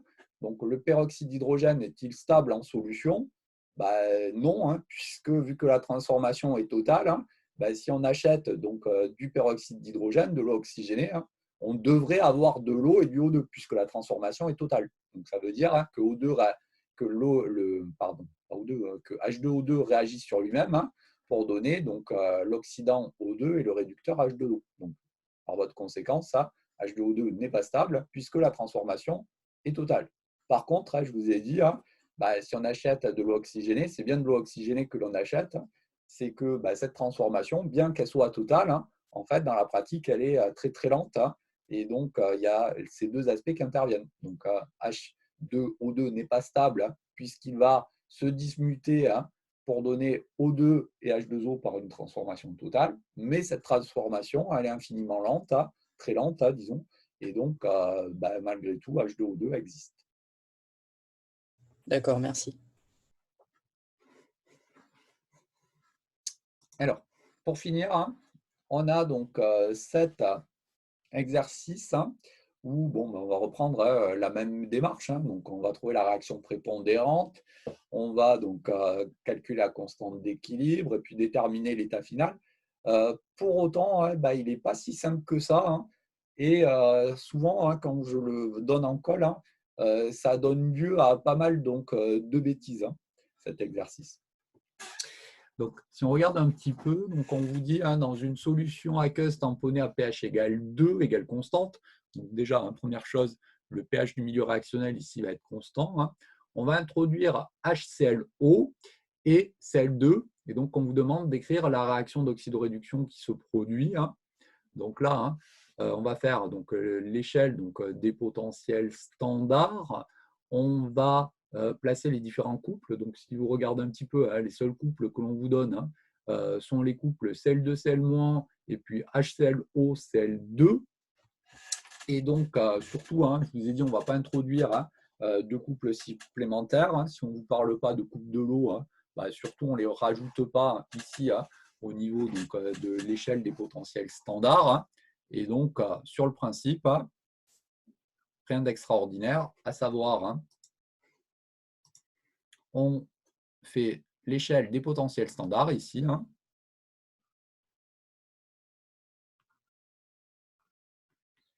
Avec les deux couples, HClO,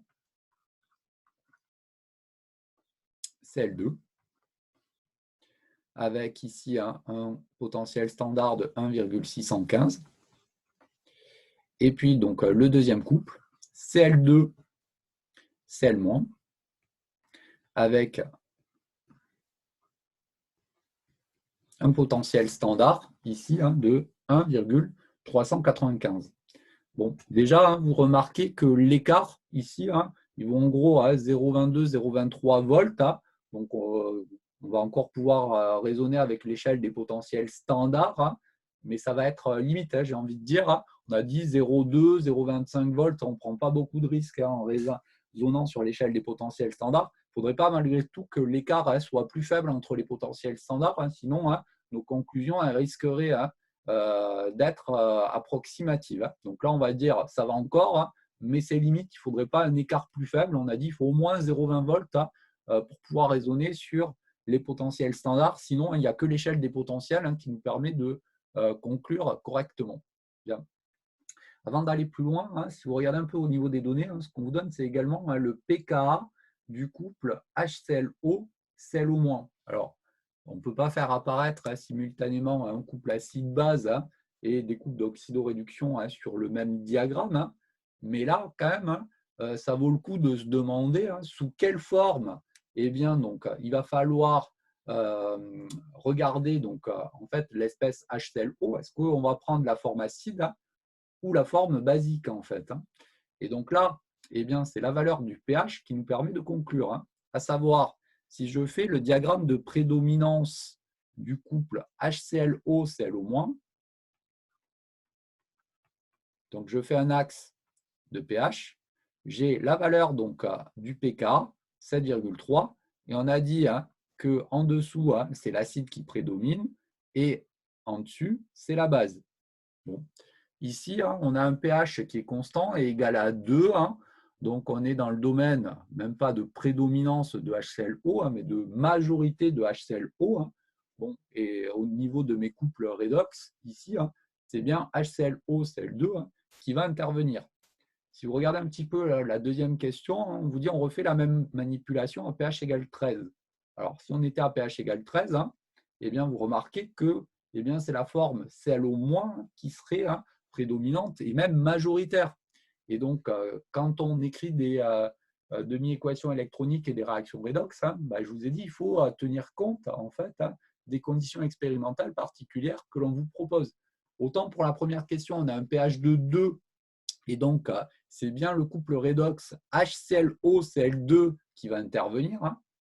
Autant dans la question numéro 2, vu qu'on sera un pH de 13, ça ne sera pas HClO-Cl2, mais ça sera Cl- Cl2, avec tous les problèmes que ça va engendrer, dont on va reparler juste après. Bien, alors pour la première question, pH égale 2, on est dans le domaine de majorité de HClO, donc là, rien d'extraordinaire. Bien, on introduit, on vous dit HClO et Cl2, donc si je regarde les espèces introduites,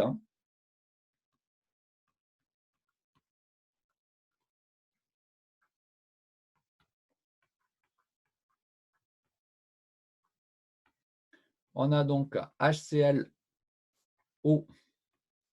et Cl2. Donc, si je les mets en évidence sur mon diagramme, c'est là déjà où il ne faut pas raconter n'importe quoi pour la réaction prépondérante. Eh bien, donc, la réaction prépondérante, c'est la réaction entre l'oxydant le plus fort et le réducteur le plus fort. Bon, là, il n'y a pas de souci, il n'y a qu'un seul réducteur, c'est Cl2. Au niveau des oxydants, il y en a deux. Par contre, attention, autant l'oxydant le plus fort, c'est HClO.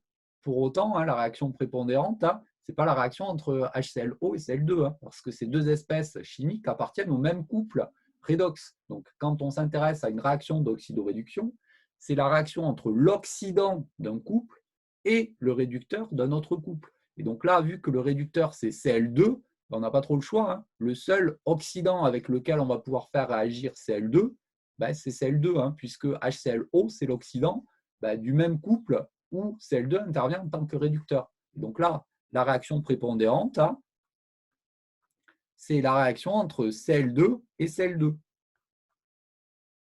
Et donc, en fin de compte, vous remarquez que cette réaction où Cl2 va réagir sur lui-même, eh bien, ce n'est rien d'autre qu'une réaction de dismutation. En fin de compte, c'est le même exemple, en peu de choses près, que ce que l'on a fait précédemment, l'exemple numéro 2. Ça va être la dismutation, en fin de compte, ici, de Cl2. Donc, c'est une dismutation ici. Bon, pour écrire cette réaction prépondérante, par contre, je vous ai dit, il faut repasser par les demi-équations électroniques. Là, ça va être un petit peu plus simple à écrire que sur l'exemple numéro 2. Pour autant,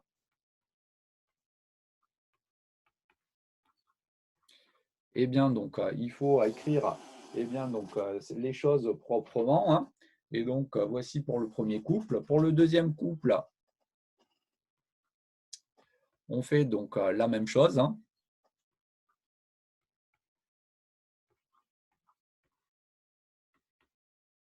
Donc, je vous mets directement à la demi-équation électronique.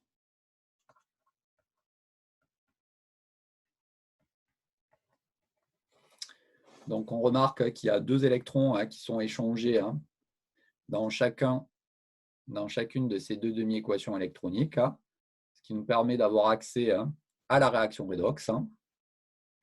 Donc, 2Cl2 plus 2H2O qui va donner donc 2Cl- plus 2HClO plus 2H+.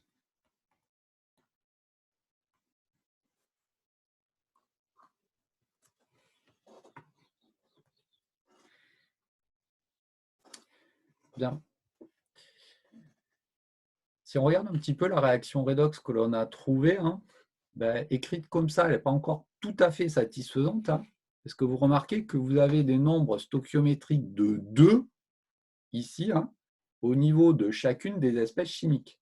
Et ce qu'on vous dit depuis que vous écrivez des équations bilan, c'est qu'on écrit toujours l'équation bilan avec les nombres stoichiométriques entiers les plus petits possibles. Et donc là, la réaction que l'on attend, en fin de compte, ça sera Cl2 plus H2O qui donne Cl- plus HClO plus H+. Alors, ces histoires de nombres stoichiométriques entiers les plus petits possibles, c'est important parce que l'idée, ça va être de déterminer la constante d'équilibre juste après, mais surtout de déterminer dans la question petit c la composition de la solution, l'équilibre.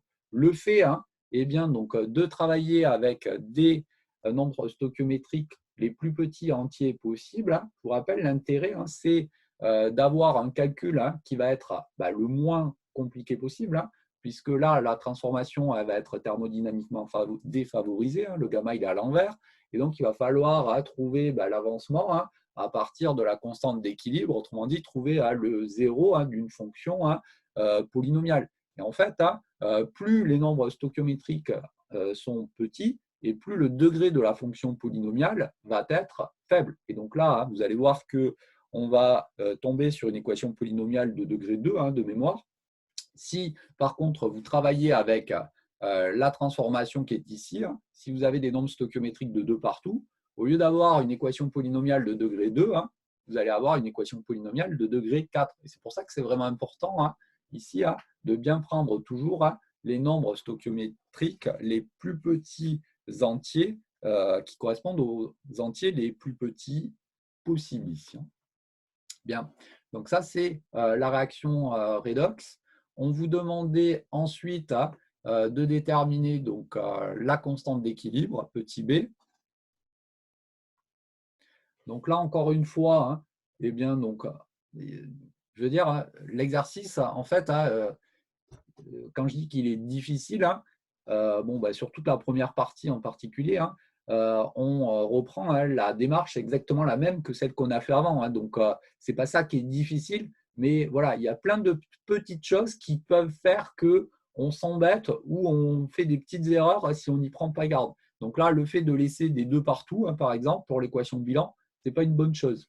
Pour déterminer la constante d'équilibre, en soi, on va dire qu'à l'équilibre, les 2 potentiels sont égaux.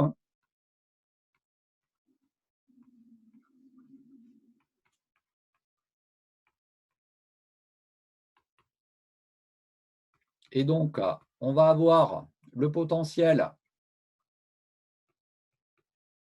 du couple Cl2, Cl-, qui va être égal au potentiel du couple HClO, Cl2.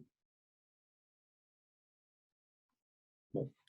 On repasse par les potentiels standards et puis on aboutit à la constante d'équilibre. Donc, il n'y a pas de souci.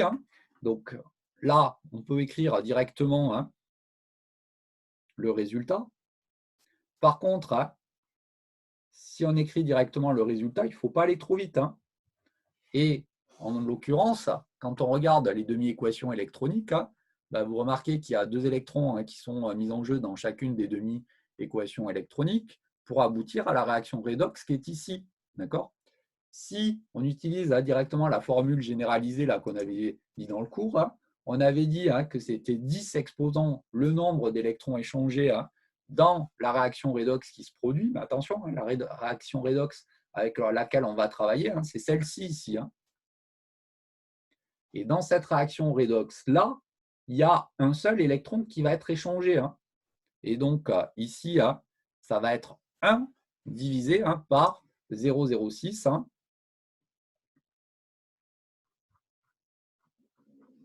Fois la différence de potentiel standard. Donc, la différence entre le potentiel standard du couple Cl2, Cl- et le potentiel standard du couple HClO, Cl2. Donc là, c'est toujours les mêmes remarques.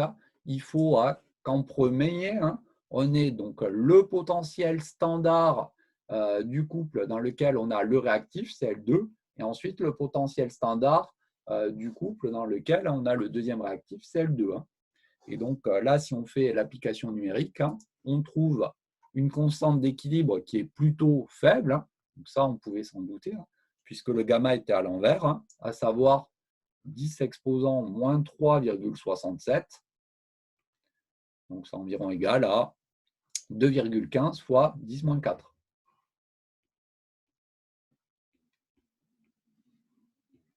Donc notre constante d'équilibre ici, elle va être plutôt faible, normale. La transformation ici, elle n'est pas totale.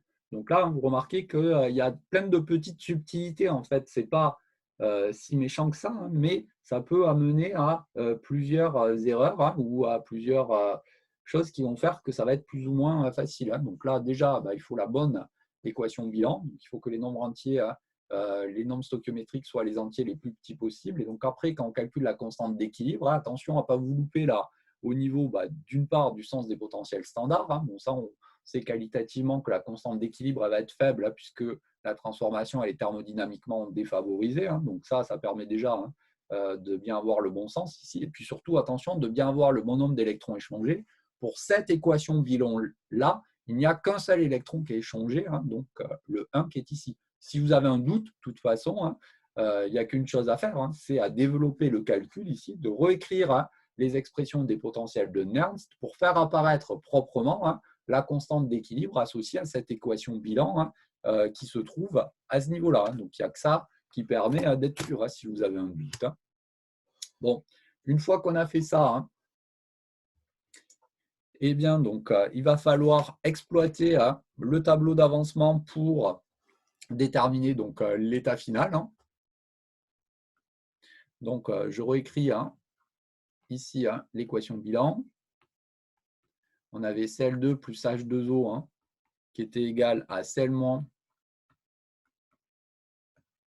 plus HClO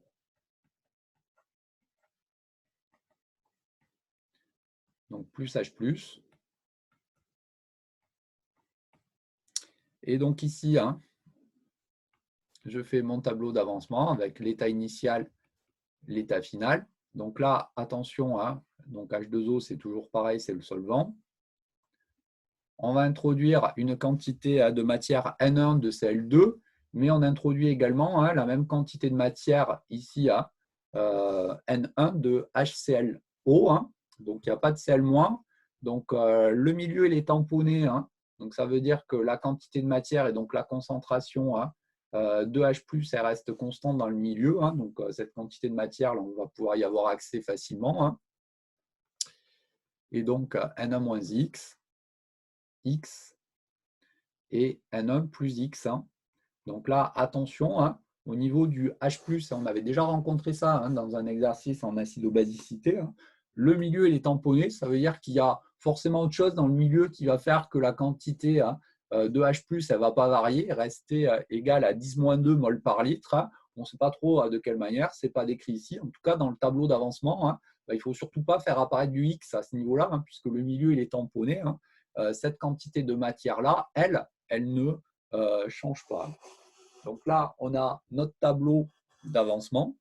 Et après, hein, on n'a pas trop le choix. Hein. Il va falloir exploiter donc, la constante d'équilibre vu que la transformation n'est pas totale. Hein.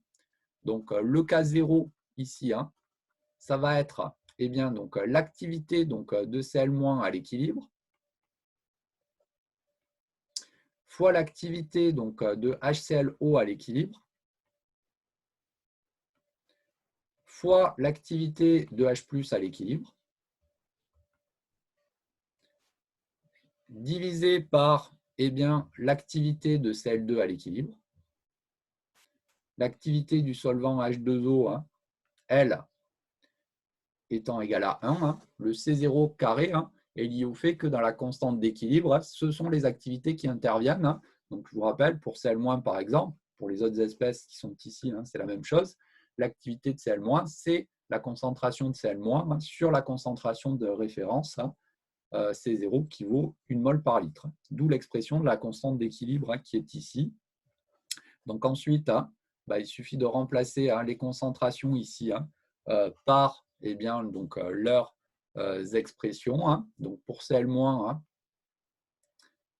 eh bien, je vais introduire un avancement volumique. Pour HClO, on va avoir C1 plus XV. Pour la concentration de H+, c'est 10 exposant moins le pH. Et pour Cl2, hein, on a ici hein, eh bien, donc, C1 moins XV pour Cl2. Et on retrouve hein, le C0 carré. Donc ici, hein, C1, c'est N1 sur le volume du milieu réactionnel. Et l'avancement volumique XV, c'est notre avancement X sur le volume. Ici, on ne vous indiquez pas la valeur hein, du volume du milieu réactionnel. Hein. Bon, ce n'est pas très grave, hein, puisque le C1, hein, on vous le donnait, hein, c'était 0,05 mol par litre. Hein. Et donc, on remarque que ça va nous permettre de faire l'application numérique ici. Hein. Bon, si on regarde le résultat qu'on trouve, hein, donc le C1 on connaît, 10 exposant le moins le pH on connaît, le K0 on l'a calculé juste avant, hein, et donc la seule inconnue hein, c'est le XV. Donc quand on regarde un peu mieux, hein, on a une équation polynomiale de degré 2 ici hein, qui porte sur XV. Hein. Donc je vous donne directement hein, la valeur numérique. On a XV hein, qui vaut 1,27 fois 10-2 mol par litre.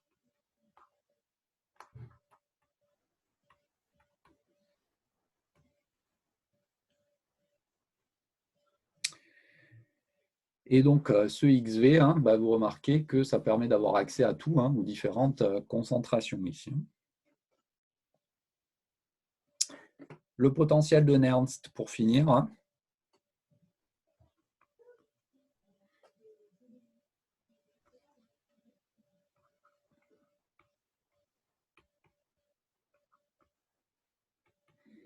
Eh bien, on peut raisonner indifféremment, hein, sur l'un ou l'autre des couples. Hein.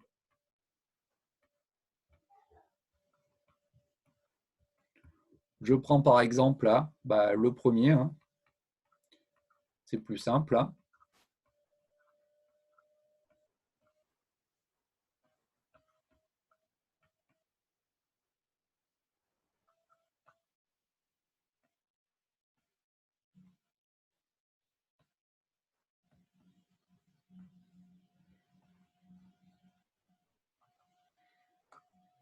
Et donc, ça nous donne un potentiel de Nernst de 1,47 volts.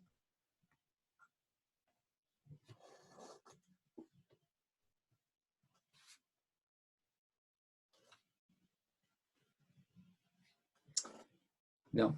Donc, voici hein, pour cette première partie. Hein. Donc, il y avait des petites choses sur lesquelles il fallait faire attention, hein, mais on retrouve vraiment hein, une démarche classique, j'ai envie de dire, hein, dans cette partie-là. Monsieur, Oui. comment ça se fait que Cl2 et HClO, ils ont la même quantité de matière? Alors, c'est simplement parce que, ça on vous le disait dans l'énoncé, hein, on vous indiquait qu'on introduisait 0,05 mol par litre. Hein, quoi. On introduisait Cl2 et HClO à même concentration, 0,05 mol par litre. Donc, c'était dans l'énoncé hein, qu'on a imposé cette contrainte particulière. Ah oui, d'accord. Okay. Bien. Il reste la deuxième question, hein, où en gros, on vous demande de refaire la même chose, hein, mais à pH égale 13 cette fois-ci. Alors, je ne vais pas avoir le temps hein, de mener le calcul jusqu'au bout, là, parce que je vais devoir libérer la ligne, là, parce que mes enfants ont des visios derrière. Mais si on regarde un petit peu ce qui change, hein, donc cette fois-ci, on refait en fait hein, la même expérience, mais on est à pH égale 13. Donc, on avait 7,3 qui était la valeur du pK.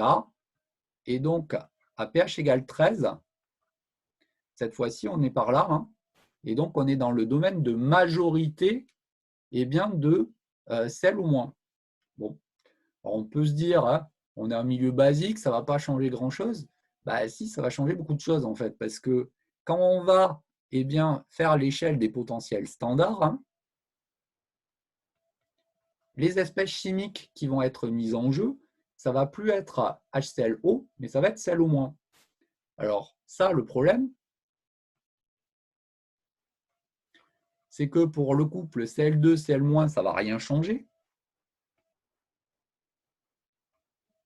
Il va être caractérisé par une valeur de potentiel standard hein, de 1,395. Par contre, pour le couple ClO-, Cl2, vu que ce n'est pas la même espèce chimique, on n'a pas la valeur du potentiel standard ici. Mais le problème, c'est que c'est pire que ça. C'est qu'on avait dit que l'écart entre les deux potentiels standards hein, valait en gros 0,22 volts. On avait dit bon, c'était suffisant pour conclure hein, dans la première partie. Par contre, hein, le fait de passer en milieu basique, hein, on ne sait pas trop ce que ça va avoir pour conséquence. Est-ce qu'on est dans cette configuration-là ou est-ce qu'on est dans cette configuration-là?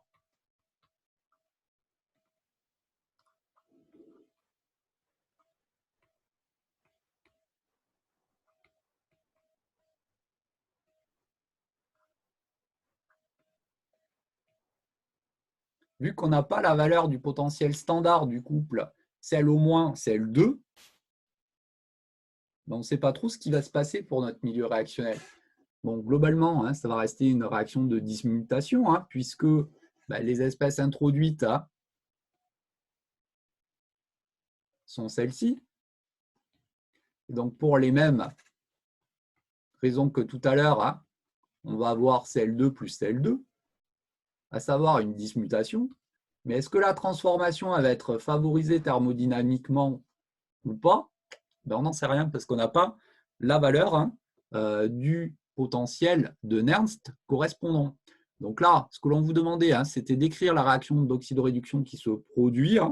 Donc ça ne pose pas de grosses difficultés. Je vous donne directement la RP. Il faut repasser par les demi-équations électroniques, mais je suis un peu pris par le temps, donc je n'ai pas le temps de le faire. Je vous donne directement le résultat.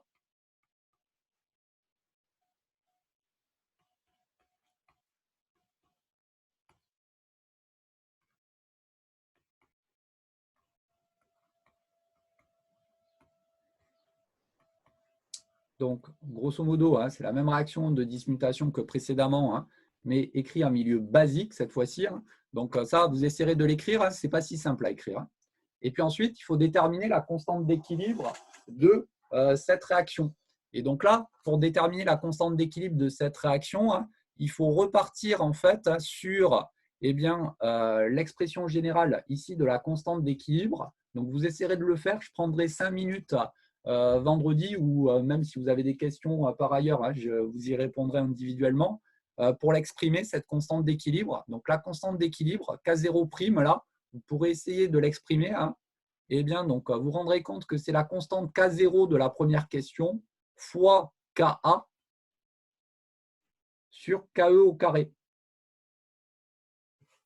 Donc là, l'idée, c'est de faire un peu le même type de choses que ce qu'on faisait précédemment, à savoir vous exprimez le K0' sous la manière la plus générale, là, avec les activités.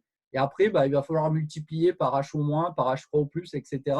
pour se ramener à des grandeurs que l'on connaît, à savoir le K0 de la première question, le Ka, la constante d'acidité du couple HClO, Cl-, et puis donc le Ke également. Et donc, quand on fait ça un peu proprement, eh bien, donc, on aboutit à cette expression-là. Donc, je vous mettrai la fin ici du corrigé pour aboutir à ce machin-là. Et puis, si vous avez des questions, n'hésitez pas à me les poser. Puis, j'y reviendrai. Je prendrai éventuellement 5 ou 10 minutes vendredi là, pour terminer et conclure si ça vous pose des soucis, cette partie. OK. Il y a des questions rapidement pour finir? Juste, monsieur, pour déterminer entre les deux échelles, Oui. on doit le calculer ou on n'a pas besoin de le déterminer? C'est qu'on ne peut pas en fait le calculer, le potentiel standard. Si on voulait le calculer, le seul moyen d'y avoir accès, c'est d'établir donc cette expression ici en faisant ce que je vous ai dit, de passer par les activités, de multiplier en haut et en bas par la même expression. Donc ça, je vous ai dit, je vais vous mettre la correction en ligne là, juste tout à l'heure. Et après, rétroactivement, il faudrait repartir sur l'expression générale de la constante d'équilibre, 10 exposant le nombre d'électrons échangés sur 0,06 fois la différence de potentiel standard pour avoir accès justement à cette valeur-là. Et vous verrez, c'est ce qui reste à faire là et que je vous mettrai dans le corrigé. On va se rendre compte que la constante K0', elle est totale. Et donc, en fin de compte, le fait de passer en milieu basique, ça fait passer le couple, ce couple-là en dessous de l'autre. Et donc, la transformation qui était nulle en milieu acide de dismutation, elle devient totale en milieu basique, en fait. OK. D'accord. Alors, je suis désolé, je dois m'arrêter là. Donc ça, j'y reviendrai si vous avez des questions ou même si vous avez des questions, n'hésitez pas à m'envoyer un petit message. Je vous y répondrai, mais je prendrai un petit peu de temps au pire vendredi pour revenir là-dessus. OK. Bien, allez, on s'arrête là pour aujourd'hui. Donc, pensez à ceux qui ont collé avec moi ce soir, de revoir un peu les piles et puis le premier principe, puisque c'est principalement là-dessus que je vous interrogerai. Bien, et puis demain c'est les piles et thermo. C'est piles les premiers principes, sauf les changements d'état, puisque les changements d'état, on n'a pas encore tout à fait fini. Et pareil, en oxydoréduction, on ne vous interrogerai pas sur les réactions redox, là, puisqu'on vient juste de terminer. Donc, ça sera piles et premiers principes. OK. OK. Allez, je vous dis bonne journée, puis à bientôt. Au revoir. Bonne journée. Merci monsieur, bonne journée. Merci. Merci beaucoup.